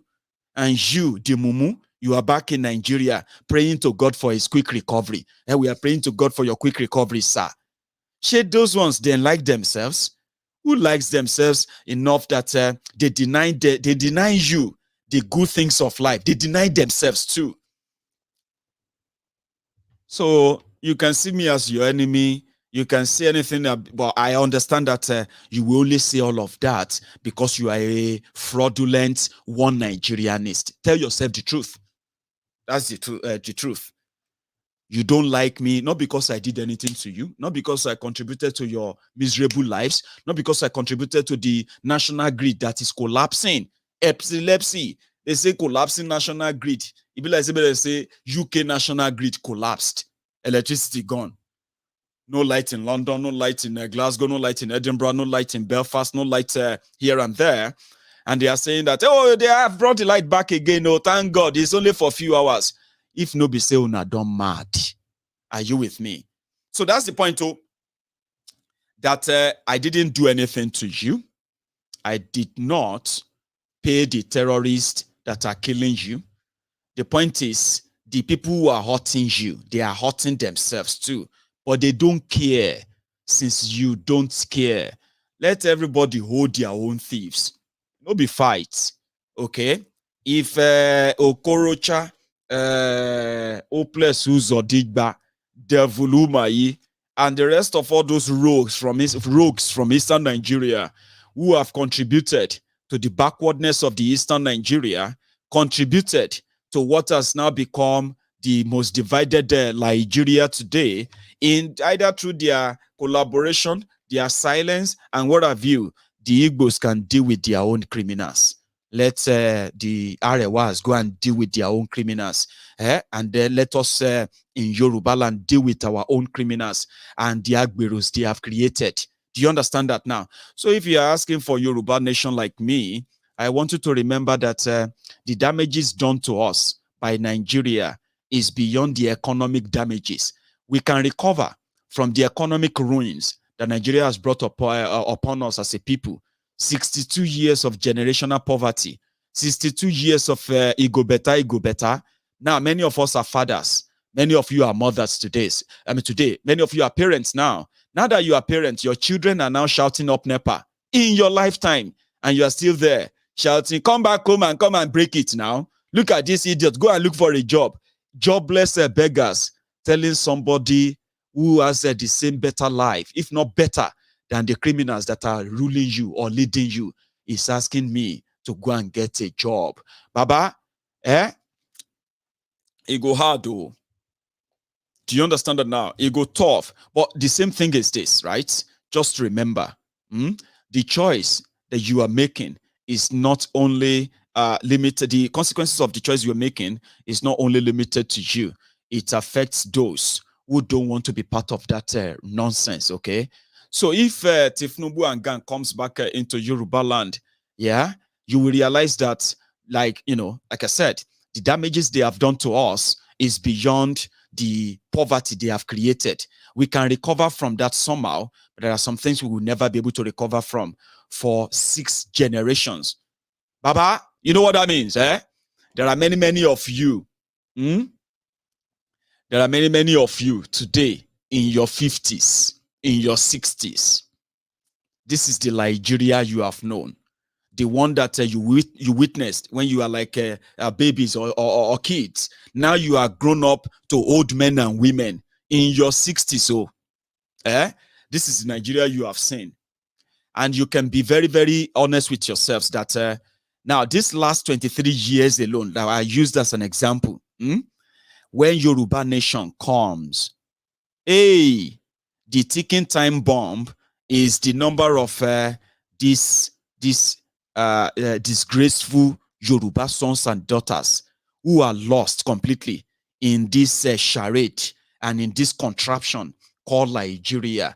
And they have become so worse off that self-hate is a pride to them. I'm a Nigerian. I'm a Nigerian before I'm a Yoruba. Says a confused Yoruba son or daughter. I just don't want to say something bad there, right? It is called self-hate, self-devaluation, lost identity. My friend, I know everything you are saying is to break up Nigeria. But let me tell you something. I'm a Nigerian before I'm a Yoruba man. I'm a Nigerian before I'm an Igbo man. Said a sort of, such a confused lot. You are confused though. Yes, you are. If Yorubas, as Yorubas, the damages they have done to us, which I believe are multifaceted. You see, the economic recovery part is the easiest.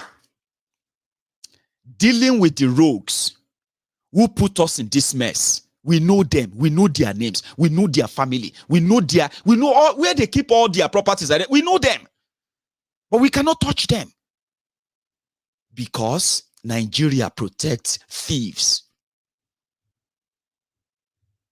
But as Yorubas, when Yoruba is not part of the contraption, we can recover economically so quickly. But the one that I scared foremost that we will never recover is the generation, especially the generation of this last 23 years. We will never recover from them. Because there's a saying that, the children that you failed to train properly will be the ones to burn down whatever you might have accumulated in your lifetime. If for them, that's exactly what Nigeria is. And that's exactly what Yoruba land is going to face in the future. Uneducated, miseducated Yorubas who are part of the rotten education system of Nigeria, they are going to be part of us. I am worried for them than I am worried for Tinubu and the rogues who are Yorubas that will be part of Yoruba, because they are Yorubas. Nobody is going to kick them out. What happened is that you will never, ever want to see criminals like that to ever be part of a new nation that is coming out of the ruins that their likes created. Do you get what I mean now? I am more worried for so many of you miseducated Lagos Abobakus, Oshogbo Alimajiris, the social media Facebook beggars Alimajiris, and the rest of you who have been programmed to be exactly what you are currently showcasing here and there. I am more worried for what you are going to become. Because if you are looking for our own future Boko Haram, even while we are still part of Liejiriya, we have them lurking around. They are in their millions, as you are watching right now. They are everywhere in Yoruba land. They created them unproductive, unemployable, and then in any way, unfavorable to themselves as well, unproductive, so to say. And political charade, political groupings are their own survivor key things. When they see these rogues and politicians, these criminals who put them in this entire mess for their own survival, they would defend them in a safe, independent, sovereign nation called Yoruba nation, right? I am more worried for these guys. How are we going to train them? How are we going to identify and engage them? How are we going to make them productive? I am talking about the generation of those they have made to believe that they can only survive begging or through crime. I said so many of us are growing up and then investing in our own growth. But every now and then you see all these children, out of school children, in different traffic in Lagos, traffic on Lagos-Ibadan Expressway, traffic on Lagos-Ore Expressway, Benin-Ore Expressway. Every express road where you have traffic, you will see young men and women, children who are there. You know what I mean? They are going to have to survive. These are the people that many of them nobody cared for them. You don't care for them. You probably don't know they exist. You don't even know the danger they pose and all of that. But one day, they are going to be the 1 million boys. They are going to have enough weapons to chase you out of your houses, your mansions, your offices, your markets, your roads. And they'll be demanding for their own tax from you. The politicians in Yoruba land are not telling you all of that. Although they are already showcasing that 20-year-old, 23 years old, they are now being recruited into different crime group in Yoruba land. They just haven't given them a name yet. You are going to be their victims, and they are going to be the products of that one Nigeria. When Yoruba land come, when Yoruba nation come, rather, I am worried more for them than many of you are worried for Tinubu and all that. So, if you are looking at the damages they have done, I just thought I should take you through that in this case. So, they are clowns that are going to promise you heaven and earth of things they will never do. And you are going to be the mumus, the mugus, who are going to believe them again and again. But just remember this. Remember my words, okay? Choose your poison very carefully. And then don't blame other people for the consequences of your choices, okay? I'm going to call it, I'm going to call it a night at this point. Usually I'll take calls. But let me see if my phone connection is still pretty much back on, okay? So support the advocacy, emergence of the renegotiation of this contraption called Nigeria. It is there to kill us, finish us physically, and then, spiritually too, or consciously, or whatever you want to say. Nigeria, when it happens to those it has happened to, and the victims and all of those who are still like urging this to continue due to lack of understanding of what you are asking for. Just remember what I've told you tonight. The criminals that are going to promise you heaven and earth, they have their lives built elsewhere, like Buhari, like Tinubu, like Atiku, like the rest of them. They have their lives built elsewhere. And you have no life built anywhere else. And if you have any to build at all, it will be to what? Never to be part or continue to be part of this lie. I'll say that, and I'll leave you to your own choice and choices. But I'll take us too, just before I call it a night. I'll make myself a cup of tea. And when I get back, we can possibly take 1 or 2 calls and say good night. So don't go anywhere. I'll be back.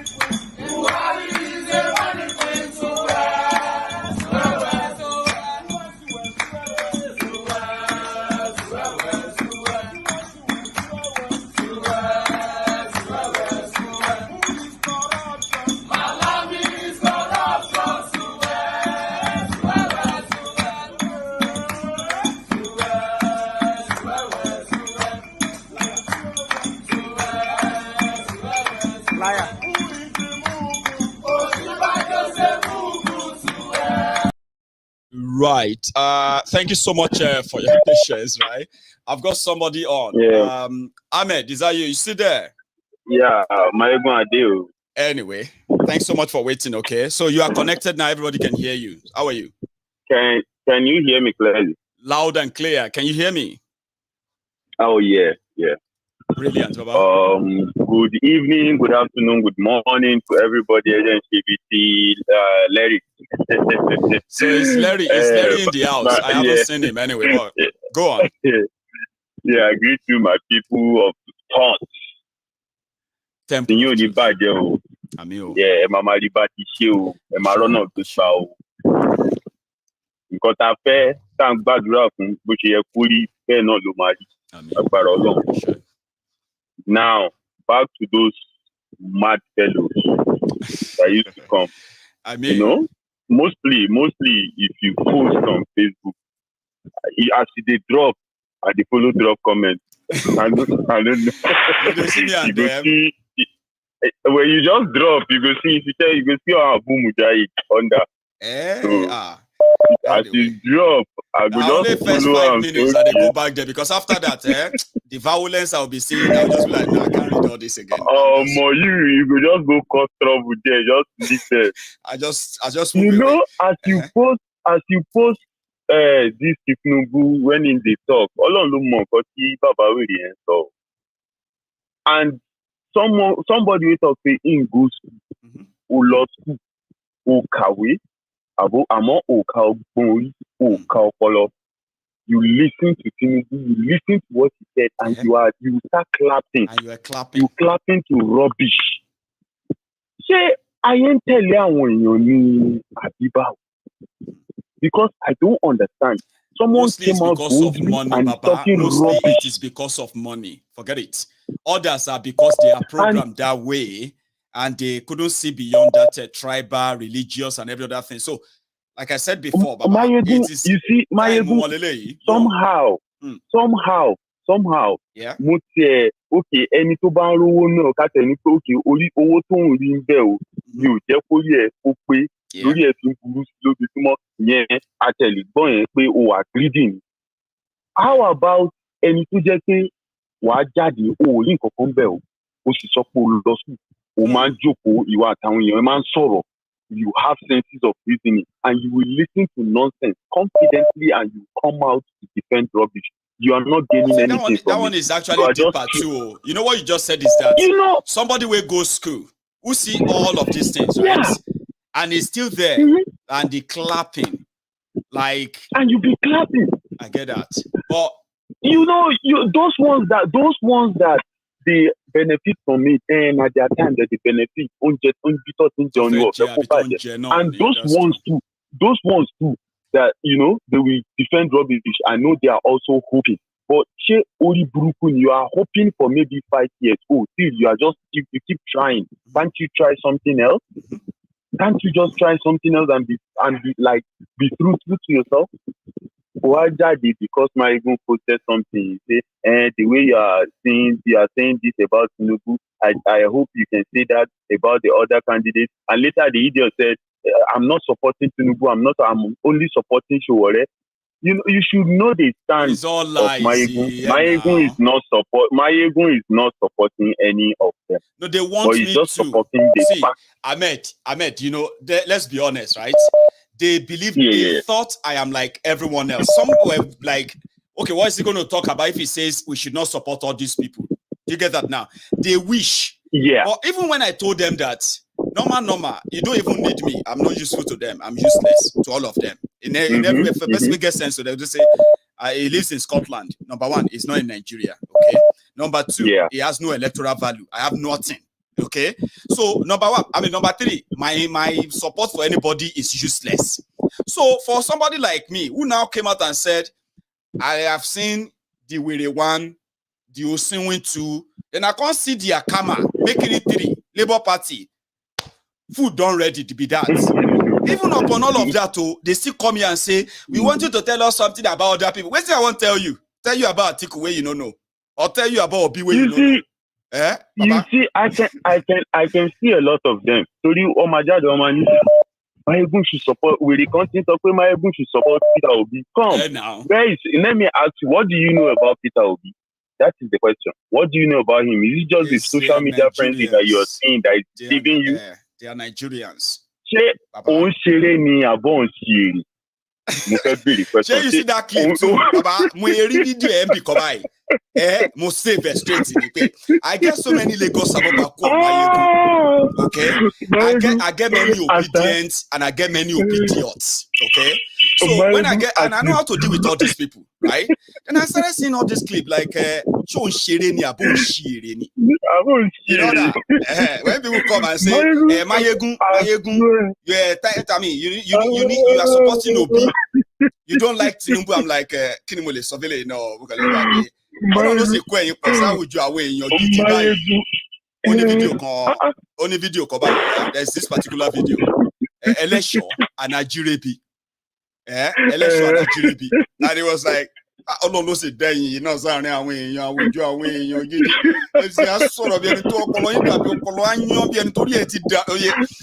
I lose that. Because I laugh as the way you are laughing, Baba, is the way I laugh at some of the comments. Before I post, I know what the reaction will be. I know those even Obi people, the day they came for me, I bet you saw that too. When I said something about somebody that if Obi should become Nigeria Presidential, that you know, you have somebody who is going to look like his double or more. That Presidential where I put beside Obi name. Those who are when they praise me, when they laugh, when they talk about Tinubu and Atiku, Obi people. They will come for you now. That day. They will come for your head. I thought this guy gets sense. I didn't even know that this guy is a useless person. Oh, he's a Yoruba man now. The country says he's a Yoruba man. You cannot trust Yoruba people now. He's a Tinubu. I was like, I know them very well. Baba, I know them. They are Nigerians. As you drop your own, where you drop that clip too. Because now that video I first yeah, definitely you deserve this. I don't laugh, Taya. You see, if you just post, nothing. I go just go. I go just check the idiot, their reaction. Because I want to calculate. And calculate the numbers of mad people. Honestly, and I just them, I mark them. Honestly, I mark their name to if you go to Mayegun's diary Facebook, if you are I'm saying this to everyone, by the way, Ahmed, you know this, so back me up. If you are feeling a bad day, if you're having a bad day, okay, anywhere in the world, once in a while, just go to Mayegun's diary Facebook page. Go and read comments. Just comments. Mayegun notification just go read comments. They get notification. Where you sit down, you go dey laugh. Mark top of my stream. Click on Facebook Mayegun general police. I can't begin. If you come and I just go there to just use and catch sometimes you go sometimes you go checking reply with the uni. But at times you go feel like comment what reply what for, but you know if as you drop them when we come when we just laugh. Nigeria frustration. It's very short. The way you just put it's very short. Logic when you put something, so I can't talk. As I talk, somebody say, you see, even this house of money, because you see Abu Mujahid. Oluko Malemi fi kini. That's the reason why I even went back to my place. Make I tell you one secret. I get some friends. I have some friends here who said that it's kind of fun when you go into the midst of on social media, okay, and you begin to wind up the Tinubu people or Atiku people or one Nigerianist in a way. That is so fun when you do that with not with your own Facebook account or anything. And I'm like, people actually enjoy it. It was Mayegun, you don't understand. Comment section, Now, dear mad people, day. Vawulense. I give you 3 days. Go and ask of me. You don't know who you are talking to. I give you 3 days. You with people who die in your house. I say, what thing happened, Baba? So like, somebody don't ever threaten me like that. Somebody they never tell you say they will show you. As he threaten me, I can't give him number. I say call if them burn your papa well, call this number. Call the number.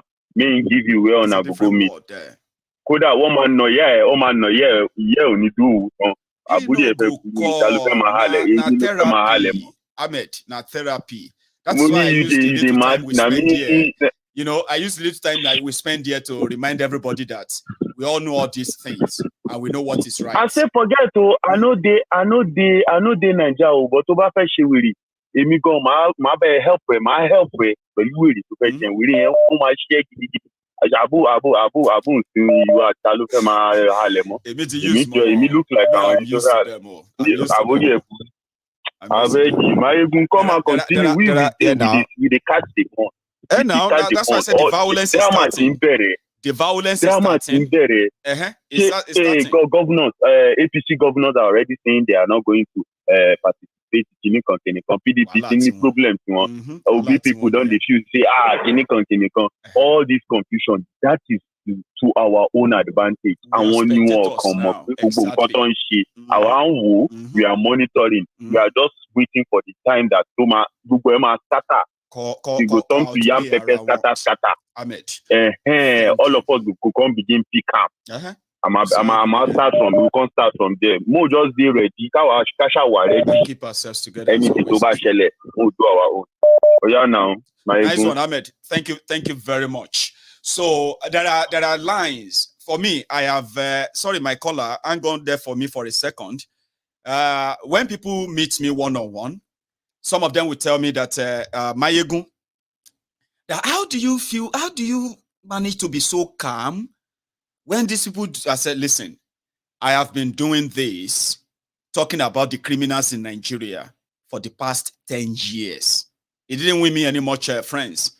Okay, I've never won any much too many friends, but it has actually won me real people, real friends who indeed, understood me very well. So the politicians and their followers in Nigeria, when they defend their criminal politicians, they don't defend them with what good things they've done that benefit the general populace and they're still there. No, they attack you, your personality. On this social media here, I have Lagos Sabo Bakus who believe that Agbeke, that's my partner, Agbeke is a 50 years old woman. And they believe in it till tomorrow because of Tinubu and all those drug dealers, drug barons that are leading them or criminals that are dealing with them. Because to them, that's the only way we can. How can I abuse this Mayegun? Look at this Mayegun. He's married to Onyibo, a 50 years old Onyibo. Oh, look at this Mayegun. He's washing Onyibo pants. As if to say all of this, in a way, is one of the, they are the reasons why they are living in abject, wretched poverty, that women and children are dying in their hospitals, that they can't provide you electricity, provide you young people jobs to live a decent life. So I have received so many of such insults, and most of the time, I just pass them on because I have also kind of come to reality that realization that there are so many mad people in Nigeria, many of them made mad, lunatics by the system that they support, that they only get their therapy on Mayegun's Diary Political. Do you get that now? So to some of you who sees them, I will advise don't really take them to heart. Okay. So my caller, sorry for keeping you waiting. You there? Babu. Good evening, Baba. Salute. Firstly, I go greet everybody for House of the Truth. Now they call the house. That's right. If I make comment, I say, on a good evening, my people for House of the Truth. House of Truth, Temple of Truth. Yeah, you are not going to be Temple mistaken. Of Truth. You still be on the track, Baba. Firstly, Ahmed, I really appreciate Ahmed. I appreciate Princess. I watched that the Zoom meeting Oh, the People's Parliament 2 days ago. Yeah, People's Parliament. But I don't think to do anything much. So I just watch the thing. I was still the same because I do work. So I do work. And my new job, the job is out there. I know useful, no do this, no do that. About every hour you can get right now, use them, or they tell you for everybody, because this cost of living crisis that is coming. It become be like say you know, third world war they come. So people will understand. Every hour you can get, use them. Yes, Friday I don't go do one induction. You should also take it easy too. You know what I mean? Everybody, you're going to watch it. Push it over you, I tell you. I tell you. No, but ni politicians ni politicians because he can $100 or $200 or anything at all. So we are not there. You know what it means? No. Every hour counts. Baba, every penny, Yeah. Every penny, I tell people, every my penny, Baba, they work hard for them. You understand me? So you can't tell me. See, to me, like all those idiots will go come hide under your platform, then they watch the thing, they take and they cool their mind, though. But if you don't talk about Tinubu, Obedience, you go to prepare them, they will come out. By now, I know the source of all their problems. But I mean, it doesn't change anything. You don't think it doesn't change anything. It doesn't. To me, in a family, it doesn't change anything. I would just thank everybody for all their contribution and work and all the support they've been doing on this. I am so grateful. I really appreciate everybody. I'm also grateful to and then about what Ahmed just said now. You see, when someone come on the platform and start saying, go and look for job, Baba, people should just listen to this, you know. Right. This is my own personal life. I want to use that as an example. Baba, I have a daughter. Before I moved down to the UK, before I met my wife, in a family, I have a daughter in Nigeria. And I brought this girl in, but it wasn't easy. It was the help of my wife. She's not the one that gave back to us. In a family, it's when we are on the streets hustling now. Our mother just get pregnant, they all do all those things. So the mother just dumped the girl for me, single-handedly, in a family. They don't know if the person could become anything in a family. Single-handedly, I trained the girl by myself. I no go rush marry, just the hustle for Nigeria, they do everything. Luckily, when I meet my woman through my business trip where they go buy stuff for Sweden, she's now British for here. So, to cut the story short, I brought in my daughter here in 2018. 2018, 4 years ago. We are now in 21. Yeah, we are now in 2020. 22. August last month, she was 20 years old. I brought her when she was 18. Remember, within 4 years, in the family, with the kind of knowledge I've given to her before I even left her in Nigeria, in the family, but I need to sell one of my land to bring her here because I know that is my future in a family. But believe me, today, within that 4 years, my daughter bought her first car a week to her birthday. See? Yes. She's in college as well, isn't she? She's in college and she's working. 18 years to 20-year-old girl. She's 20. Last month, August. Within 4 years, when I brought her, the school my wife put her for me in the family. She was coming second. One Asian guy always came first. There is this British man that normally gave them a trip to go in Denmark. Since I brought her into this country, before she finished high school, she's been going to that Denmark on that trip every year. To Denmark? Last year, I now said to my wife, I said, come, I need to follow Baba ton found money. I'm to buy that dance school in the street. Let's write to the school. Say, okay, it's true. It's a good suggestion. We write to the school. You know what the man said in response to the school? That they should tell us. He said he doesn't want to know us. He has nothing to do with us. All he does is any kid that is doing well in the school, understand, should benefit. This is his own contribution. You understand me? Now tell me, one idiot will now sit down on social media, beggar in Nigeria, will be telling you, my ego, you understand me, to go and look for job. You understand me? That you will be there when your child will be within age of 18 and 20, you will buy a car of 8,000 pounds. She doesn't do Yahoo. She doesn't. And nobody is going to have to profile him or her to have done any crime, Baba, because they know the system is living. Baba, she's not even entitled to any benefit. Same as me. He's only the younger brother. That is pure British. Yeah, I understand how that works. Yeah. You know, we're inside the same group now. You understand me? She works. She goes to college.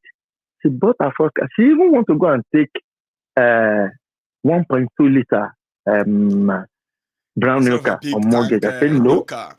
I said no. Yeah, I said no. Don't take a new car. Start somewhere. You buy a smaller car before. You understand me?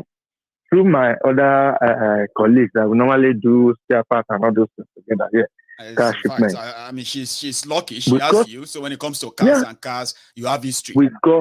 We got a nice Toyota Corolla. You understand me? 010 for just 1,800 pounds.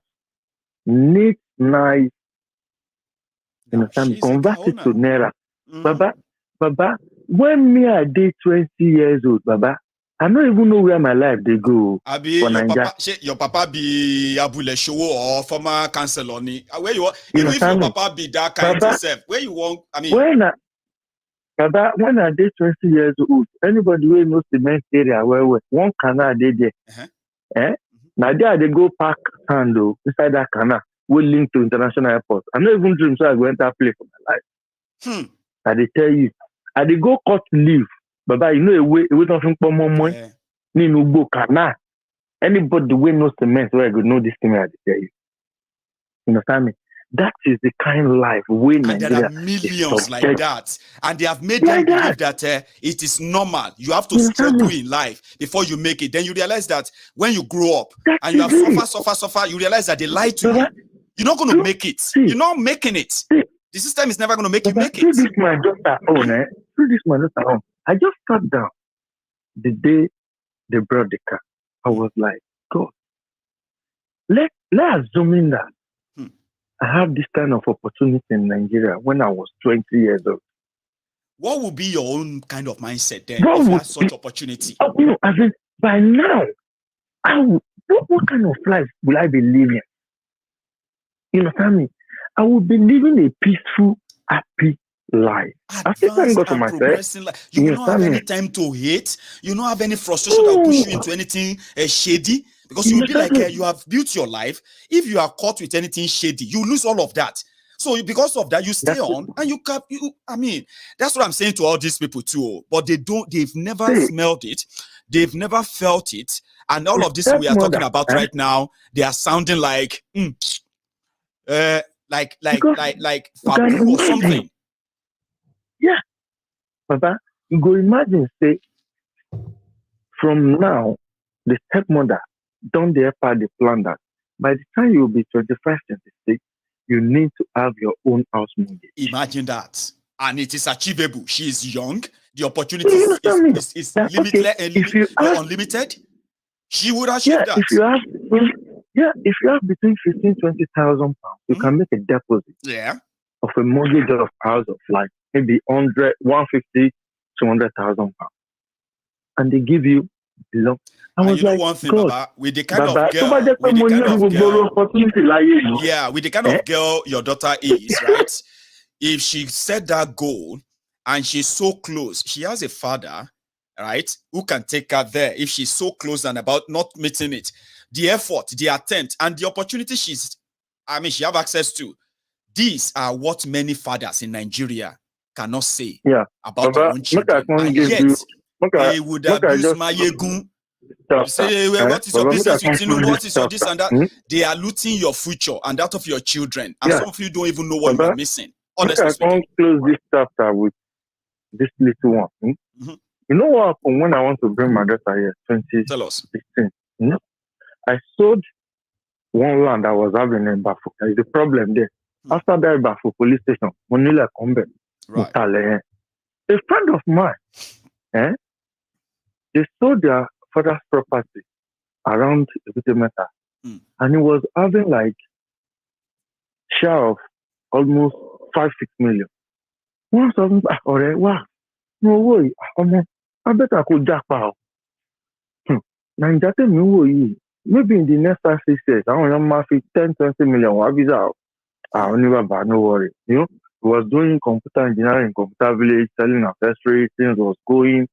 That same person today, I'm not laughing anymore. You know what he told me? What? About 2 months ago. You know about to say I listen to you. I for know the suffer with and suffer with my 3 children. You understand me? You see, I see some people they look me as idiots. I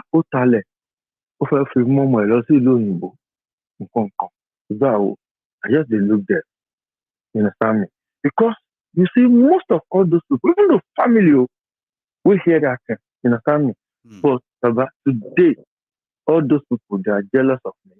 Some of them today, they are ready to pay between 15,000-20,000 pounds for their children to come into this. At least their children, they will just know that at least that one uncle, Tori Kombasu uncle, and we are saying and you know, people who are doing same thing again and again in Nigeria, expecting a different result, they are supposed to be listening to us right now, honestly speaking, because there's no different result coming. You're just going to experience a different suffering. That's it. You go imagine if today Nigeria as MC Oluero live in children for America. MC Oluero get about almost 11 children. All in children they Europe, they America, Europe and America, of course. Not only in Coco Star, all of them, even the boys under them, their children are everywhere here. You understand me? I even know one, I don't want to mention his name. You understand me? He's one of MC Oluero. He's someone I know. His son is in Sweden. I know him very well. So you are master for me, Nigeria, Baba to support Tinubu back to Wale, everything my dad. Baba to support to be to learn. So if you want to law school, Make her take another one again. Baba, make her allow that. Thank you so much for sharing this with us. And I've actually seen your daughter in this picture. Is that her in this profile picture? Yeah, that is her. Look at that smile. She's going to be so grateful to you for the rest of her life. When she goes further than this, she will be so thankful to you. And say me well to her when you see her next, Baba. Nice one, eh? Thank you, Baba. Thank you. So I have another caller on the line. I hope. Oh, I lost the call. Him or her. So if you call back in, I can still get you on. Okay, let's see. Good. Hello there. Hang on. Can you hear me? Yes, I can hear you. Oh, nice one, sir. So good evening. This is Mayegun, or good afternoon to you, wherever you're coming from. I mean, calling from, sir. How are you? I'm all right. I'm calling from Canada, though. Mayegun, how are you? I am fine. I'm here. And thanks for asking, sir. Yeah, it's a very good one. It's always a good one. So, but we will not be tired of saying thank you to you. Oh, you always do a good job. Thank you, man. Everything about Nigeria is a fraud. It is. But we will not be tired of calling a spade a spade. That's right. We will not be tired. Because, like I always say on your program, I want to thank you for the platform, for sustaining it, at least to help us at times voice out the so much accumulated anger and you know, God bless you. frustration, looking at the system, what it is like. So this platform is like a relief to some of us. To and many all of others us. this God bless platform. you. It is a sign of relief when we voice out, you know, the pain we endure, looking at how messed up the system is. So I want to thank you for that. Thank you so much. You see, I was privileged to listen to you today from the beginning because I'm on my vacation.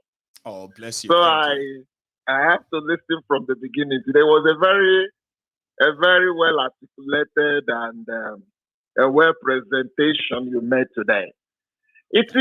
My own point is Nigeria is a fraud. And on top of that, it is structured to be the way it is. It is. And everything going on in Nigeria is a man-made, well-designed to keep people. None of them is an accident. God bless you. No. It was properly designed to keep people perpetually submissive, perpetually subjugated. Mm-hmm. And that is the reason why they are doing all these things. Because how do you rebel? You talk about you can be a rebel. You can only be a rebel when you have without. And one of those things you need to have is adequate information, adequate knowledge. God bless you. Understanding that this life you are living is not the right one. That is number one. Number two is when you have what it takes, probably the financial muscle, probably the intellectual knowledge, or whatever that it will take you to fight for your right. Yes. So when you look at all the other places, there are some kind of repression. You just define for us, you read out what a fascist state could be. That is a true definition of Nigerian state. Thank you. If you look at every other places, they have such or a similar state, the same thing they do. Look at Iran. Yes. And so many other places, they have all these stupid leaders in power. They use that system to subjugate people. Now, systems like for any example, small thing, they will say for the sake of national security now, they can arrest you and lock you up. They don't have to say what you've done or anything. They just say for national security. Oh, this country, we don't want this country to go up in flames. For the sake of national security, we just killed about 200 people in that village because for the sake of national security, we needed to, you know what I mean?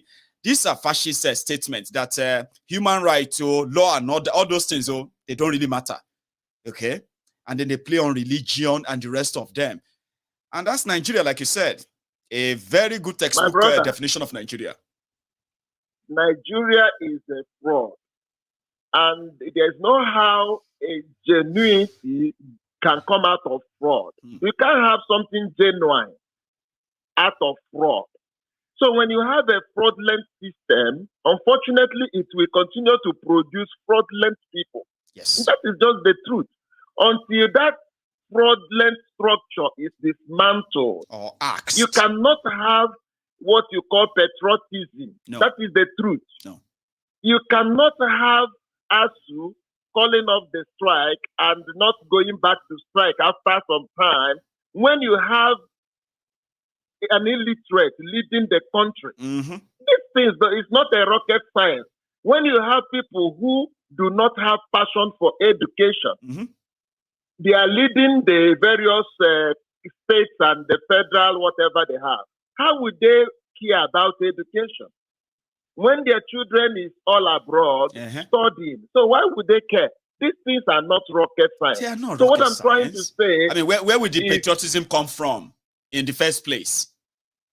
My brother, listen to me. You just said something. Some people are writing nonsense. I don't even pay attention to those things because why? There will always be people like that. That's true. And because there will be people like that, they are products of this fraudulent system. Why? Because Nigeria is a jungle. It's a survival the fittest place whereby man must work. So those people, They are just, if you like, call them political jobbers. If you like, call them hustlers. They are trying to put food on their table. So I don't even blame them so much. So logic doesn't make any sense to them. They will step it on his head, and they will never feel any kind of a whim. Don't make attempts to change them. These people, it's just like the Agros. They know that they are doing the wrong thing, but they have to still do it because that is the only way they will get money to take care of their needs. To survive. So that is the people I blame is the system that have allowed such things to become a normal thing. Because why? When you weaponize poverty to the point they have weaponized it, you weaponize ignorance to the point they have weaponized it. You make the people so vulnerable that their ability to be rational has been taken away from them. So they don't think about how to better life. They are now thinking about how to sustain the miserable life with miserability. So you don't have to make those people. Otherwise, what will make somebody to go and sell his vote for 1,000, for a salt, for Gary and all this stuff? These are the true indications of high level of poverty weaponization, high level of ignorance weaponization. So what I'm trying to submit is by this awareness everybody is now making, we will continue to deliver those that can be delivered. And those that will be delivered, it will be like a chain reaction. You deliver me, I will go and try to deliver somebody until a greater number of people are delivered from that mindset. And the greatest weapon the greatest weapon of this deliverance and all that is the right information at the right time, and to continue to feed them into that and all that. And at the end of the day, when they have the right information, like you said, they are likely never going to have to feel comfortable with the wrong information that they are being fed that kept them under that their cling. You said. Now, let me submit this for the last time. Let me tell you something. That's why I like to listen to your program. You are taking time and politely to discuss and explain the problem. And unfortunately, a great number of Nigerians have so much been subjugated that the intellectual assimilation has been reduced to zero. So people are not like being intellectual in discussion and reasoning. Rather, they all take the path of insult, abuse, and all that. So for me, I don't really want to engage a typical Nigeria intellectually. That is a waste of resources and time. Because you don't approach abnormal person with a normal approach. No. And that's why I don't subscribe to changing Nigerian problem through electoral process, because the process itself is a fraud. It is. No matter how you try to sanitize the INEC as an umpire, it's still a fraudulent system. And we must always remember that and stop guessing and feeling like maybe they will do better this time. Maybe God will change them this time. You are just trying to pretend that maybe it will be better. Continue, sir. The whole system is rigged. I'm just being very factual to you. That's fine. Like I always submitted to you. I am an Igbo man, and I have no apology on that. I'm a core Igbo man, and by extension, a Pan-Africanist. God bless you. As that be, I am not an obedient. Not because I hate Obi as a person. Not because I don't subscribe to all these imaginary. No. Help me tell I don't support it because why? He is part of the oppressor. Whether no matter how we try to see no matter how he tried to calculate all the GDP and say what he will do, he's part of the oppressor. Why do I say that? This Peter Obi, I said I'm an Igbo man. I respect him as a person. if we put all those that have come out, maybe him, Sowore, and maybe a couple of other persons, may be a lesser devil. But they are all devils. Listen to me. Peter Obi is claiming, if you want to know what I will do in Nigeria if I become president, go to Anambra. I have one question to ask Peter Obi. As a governor of Anambra State, if Peter Obi is sick today, will Peter Obi patronize any hospital in Anambra State without going to England to get a Medicare? That is one question. As governor who is proud of what he did in Anambra, can Peter Obi now, let us not talk of his own direct children, right? Because they may have graduated and all that. Can Peter Obi now, at least he has his children living in Nigeria, can Peter Obi comfortably advise and even at least to show as a public servant, make his children, take their own children to public school, any of the public school? These are the ways you will tell me that, yes, you left a legacy in Anambra State. You don't come and tell me some bullshit. Yeah, the answer is no, because if he was to do it, we should be seeing it right now. So maybe I should answer on his behalf. The answer is no. So it's not different from them, of course. And that is why I'm telling you, he is part of the oppressor. Because why you cannot tell me you were there in Anambra State? Yes, you built some roads. Should we clap for you because you built some roads? What is the standard of Anambra today? Is there any light in Anambra? What stops Peter Obi from building a gas turbine? Since they don't want to decentralize the stupid national grid. There is a legislation that empowers him to build a state gas turbine that can give some part of Anambra State electricity constantly. Did he build it? Did this Peter Obi that is making this stupid noise now, when he was in Anambra State, he said education was number one and all that. It may be, I don't care. I'm talking about what it is actually, but I would like to hear what you want to say next on that, especially on that education. Go on, Baba. I don't subscribe to it.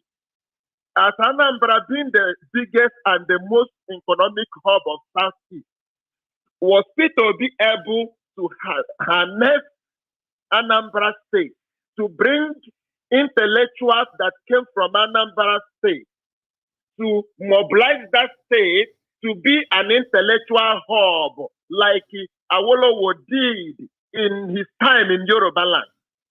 Can we now say that Anambra people today are more educated as a result of what Peter Obi did in education sector? So let us not deceive ourselves. I don't really subscribe to his presidency. That is my point. And secondly, why I don't is because I have taken time to look at all the time Southerners become president in Nigeria, or they hold any national office. Right.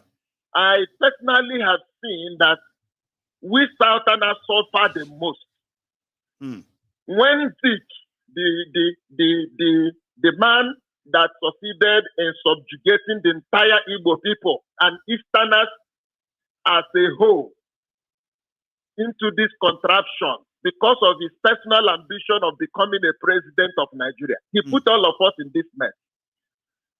Now, I have tried to look at when he became the president. What did the Southerners, Easterners to be precise, what did we benefit from the presidency of Zeke? That is number one.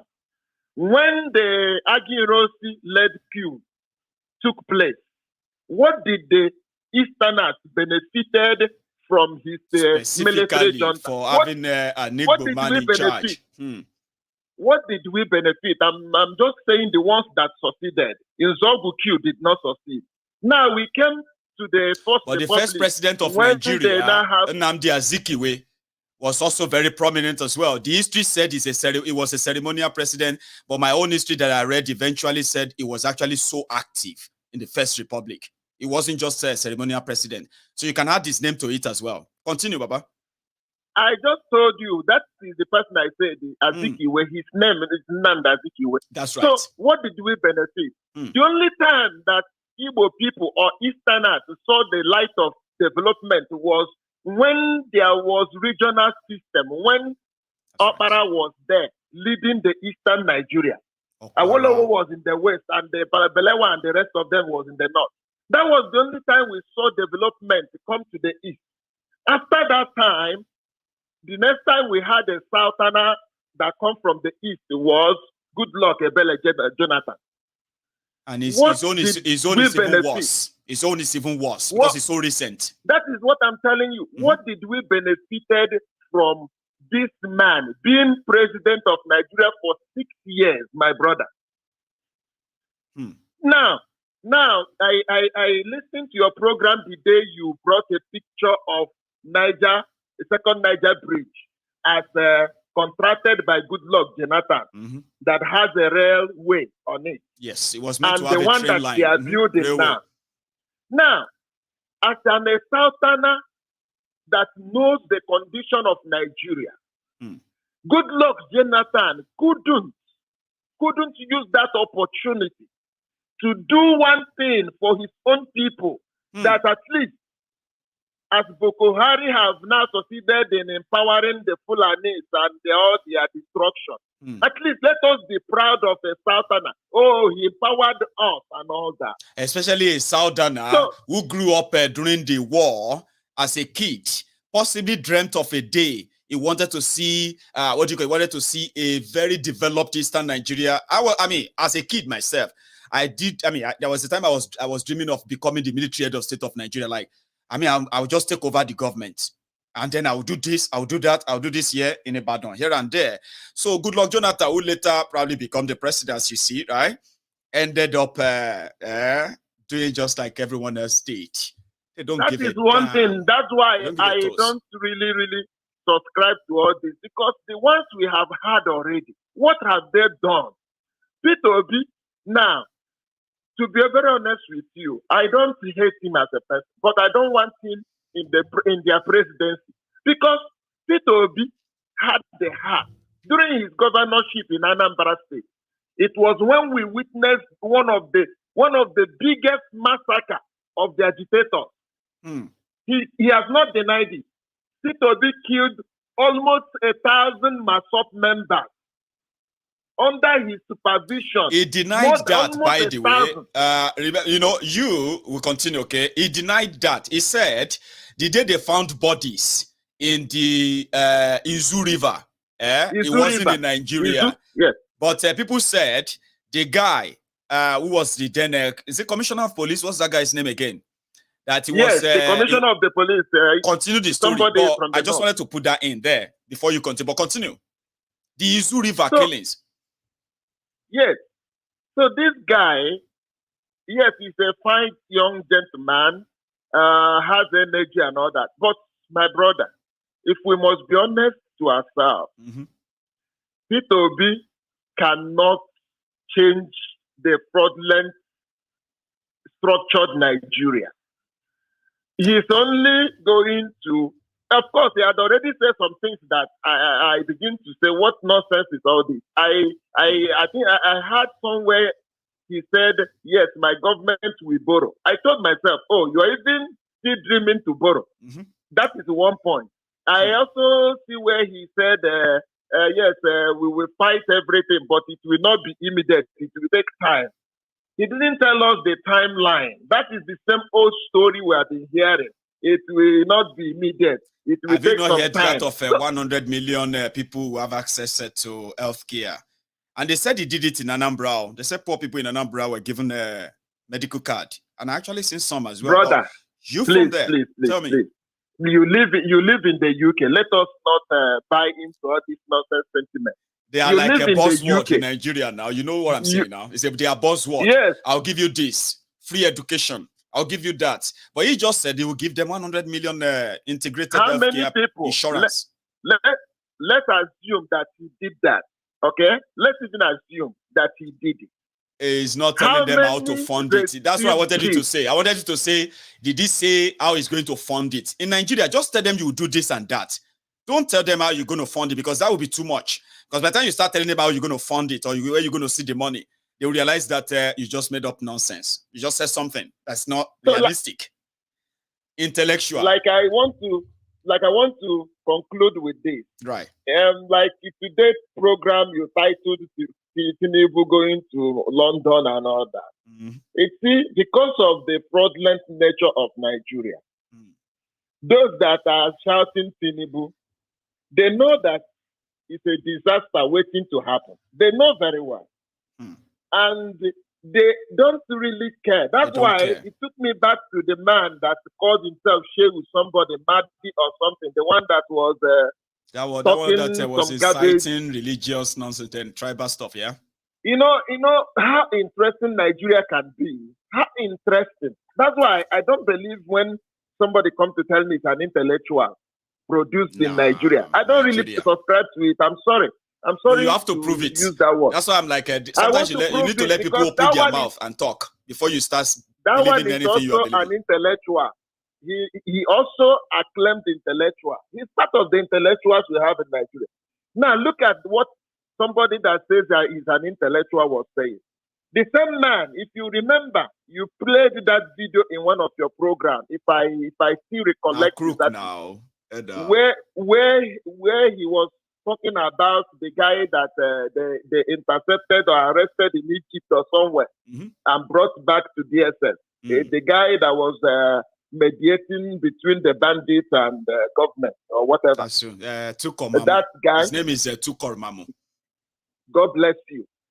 You played in your program or somewhere. I watched that particular man where they were interviewing him in one of the television about that guy. He said something. If you don't know these people, you will so much be convinced that he's a patriotic Nigerian. Honestly. He is not a bigot, he's not a northern bigot. My brother, that's why all these stupid activism and activists in Nigeria, they are all fake. I can tell you. If you pay attention very well, you will know that they call them cash TVs now. Because everybody is now waking up to realize that they have been taking advantage of them all this while. So somehow. Let me go on. Let me say this to you. You see, northern Nigeria. Yeah. Yeah. Anybody that comes to any northern Muslim, to be precise, that tells you he's an activist, like Sheikh Husani and the rest of them, when they talk, it looks like they love all Nigerians. They want everybody to be together, blah, blah, blah, and all that. See, it's called Takia. My brother. Takia. That's what it's called. Thank you. These people, they have one agenda, and that agenda is for Fulani or Northerners to continue to lead Nigeria. And they are being fronted as their kind of sports or whatever activists that we continue to paint that picture that we are not religious people, we are not regional people, and blah blah blah. My brother, they will be very much comfortable in a Sharia Islamic Nigeria than secular Nigeria. That for those who don't want to admit and all that. So we all eventually have to, come to that reality, soon. You know what? Our time is so gone. Thank you so much. I enjoyed this long chat with you. Some people are not happy. I have to be honest, okay? They're like, oh, why is he just there? You just left him. And quite kind of, I'm sorry. Maybe I just got lost in the conversation. I'm sorry for them. It's so interesting. So thank you. Okay. You have a good evening yourself. Thank you for your time. Thank you too. Thank you. You have a good one. Good night. So I'll take just one more and we can call it a night. My time is so up now. Hello there, brother. Hello, Joe. Baba, how are you, sir? I'm so happy. I changed my picture. Oh, did you? I was looking at that like, yes. That's a young person and all that. But anyway, good to hear from you, sir. So we are Thank almost you so much. we're almost saying I the know. grace and calling it a night. But I know. we are in. So how are you? I know. The sermon of today is part of it is for me. Gio, Nigeria has happened to me. For the past 14 days, I've been receiving therapy from your sermon. 6 months ago, my son was sick. He's getting better. 1 day off, 1 day in. For the 14 days ago, they have been tested for any test any sick person can receive. What did they say? They said They can't see anything at all. They tested the kidney, tested everything. When you are talking about the health care in Nigeria, I was crying. My son, I lost him 14 days ago, 39 years man. For Nigeria happened to me. I am so when sorry. You are talking of this thing today, honestly, my ego. And there are many people like that as well. Sir, it is so worse that there are even people who have the money. They have the money, but they can't get the health care. You get that? And they are still there in that same system in a way. I am so sorry for your loss, sir. Sincerely, from all of us. For the past 14 days, honestly, I've been enjoying you before, but these 14 days ago, I enjoy you more than before because I'm receiving therapy from you. God will bless you and be with you and your family. Amen. Thank you so much. Thank you. Thank you so much for the courage. Thank you so much for sharing it with us. Thank you. Yeah? And then by all means, we pray that God will give you the fortitude to bear that loss. It can Amen. Thank you. God keep the rest of us and you too. I mean, it's sad, but thank you. God bless you, sir. Thank you, my evening, Thank you. Thank you so much, sir. Good night. Sir. Yes, sir. Thank Good you. night, sir. Bye-bye. Wow, that's breaking. No wonder I saw the picture there. The picture, I believe, is the picture of the young man. No father, no parent should ever witness the death of their own son or daughter. And Nigeria has a way of dealing with us in a way that we can be broken forever. There are many people, there are many like us who are suffering from the PTSD of what we have experienced because of the horrible system that these guys put together. Or you just probably don't admit to them that the people who caused all of this are these criminals. When they tell you to go to Mecca, to go and throw the stones at the shaitan, right? Sometimes you shouldn't finish all the stones in Mecca. Keep some of them and take them back home. When you see these politicians, you use that same stone and stone them because they're the devil that are behind all your trouble, sincerely, right? If they ask you to go to anywhere and go and pray against this or that, you should probably keep some of those things that you use there for these criminals. You shouldn't worship them. You shouldn't praise them. You shouldn't defend them. But if you haven't become a victim yet, or you probably don't know that you are a victim yet, it's because you are only seeing what you want to see. It is sad, sincerely. And I pray that the family will be able to have the enough strength and courage to live through these trying times, because I can only imagine it, sincerely speaking. Honestly, we're going to have to call it a night. Okay, thank you so much for your time tonight. I'm going to see you some other times. Okay, stay safe, stay woke. Ignorance is not an excuse to taking a decision on what is going on in Nigeria. You can continue to choose your different groups and defend them with whatever you want to defend them with. But there's something you must never forget. For every choice you make, there is a consequence and consequences too. So whichever one you pick, choose your poison right. And remember, sometimes, or even most times, the consequences are not limited to those of you who make those choices. Innocent people are trapped in them. Millions of them are never going to understand why this is happening to them just because of your choice. Good night from here, and all of you. Stay safe.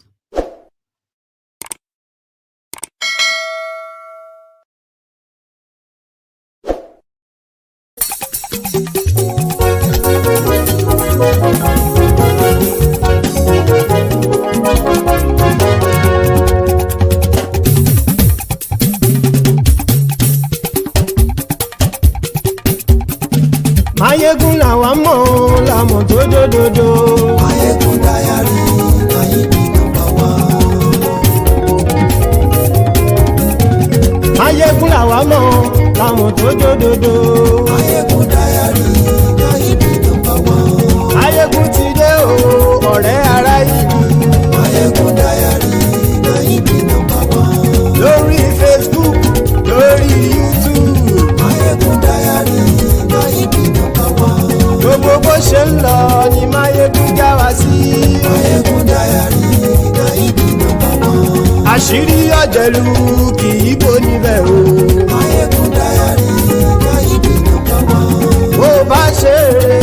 àní máyégún máa wí. Máyégún diary na ibi number one. Ó sì tún ṣe eré wàá gbọ́ níbẹ̀ o. Máyégún diary na ibi number one. Máyégún diary politico. Máyégún diary na ibi number one. Godfatherism kò sí lọ́rọ̀ máyégún. Máyégún diary na ibi number one. Ẹ farabalẹ̀ sẹ́ o kẹgọ́rọ̀ lẹ́nu o. Máyégún diary na ibi number one. Àní máyégún làwa mọ̀ tó dòdòdò. Máyégún diary na ibi number one.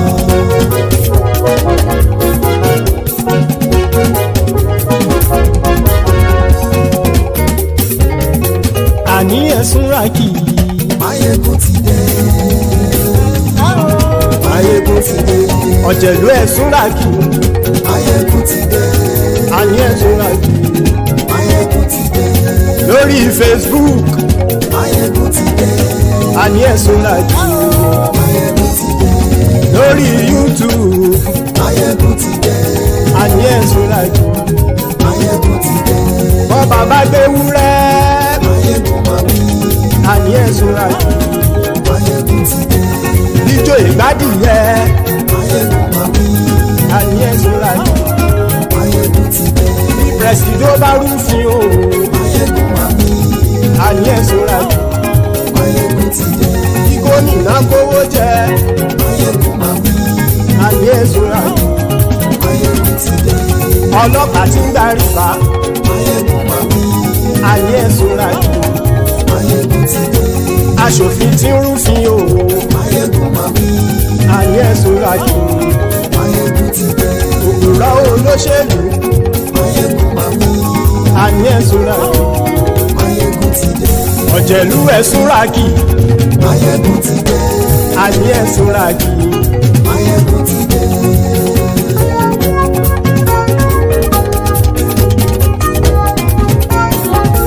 Máyégún ti dé. Gbogbo ọ̀jẹ̀lú ẹ̀sùn ràkì. Máyégún ti dé. Gbogbo ọ̀jẹ̀lú ẹ̀sùn ràkì. Ṣùgbọ́n ní bá ti ṣe èyí tó yẹ kí wọ́n ṣe, ọmọ bá dèrò ní fi wọ́n níran o. Máyégún ti dé. Gbogbo ọ̀jẹ̀lú ẹ̀sùn ràkì. Máyégún ti dé. Gbogbo ọ̀jẹ̀lú ẹ̀sùn ràkì. Ṣùgbọ́n ní bá ti ṣe èyí tó yẹ kí wọ́n ṣe, ọmọ bá dèrò ní fi wọ́n níran. Wọ́n fowó bẹ́ẹ̀ o. Máyégún ó sọ pé wọ́n ò bẹ́ẹ̀. Wọ́n fowó bẹ́ẹ̀. Máyégún ó sọ pé wọ́n ò bẹ́ẹ̀. Oníkanṣá ti ṣe èyí tó yẹ kí wọ́n ṣe fáwọn ará ìlú tó gbé wọn débẹ̀ o. Máyégún ti dé. Gbogbo ọ̀jẹ̀lú ẹ̀sùn ràkì. Máyégún ti dé. Gbogbo ọ̀jẹ̀lú ẹ̀sùn ràkì. Ṣùgbọ́n ní má ti ṣe yìí tó yẹ kí wọ́n ṣe, ọmọ bá dẹ́rọ̀ ò ní fi wọ́n níran. Kì máa yí ṣe eré, ọ̀rọ̀ yìí kì í ṣe ẹ̀fẹ̀.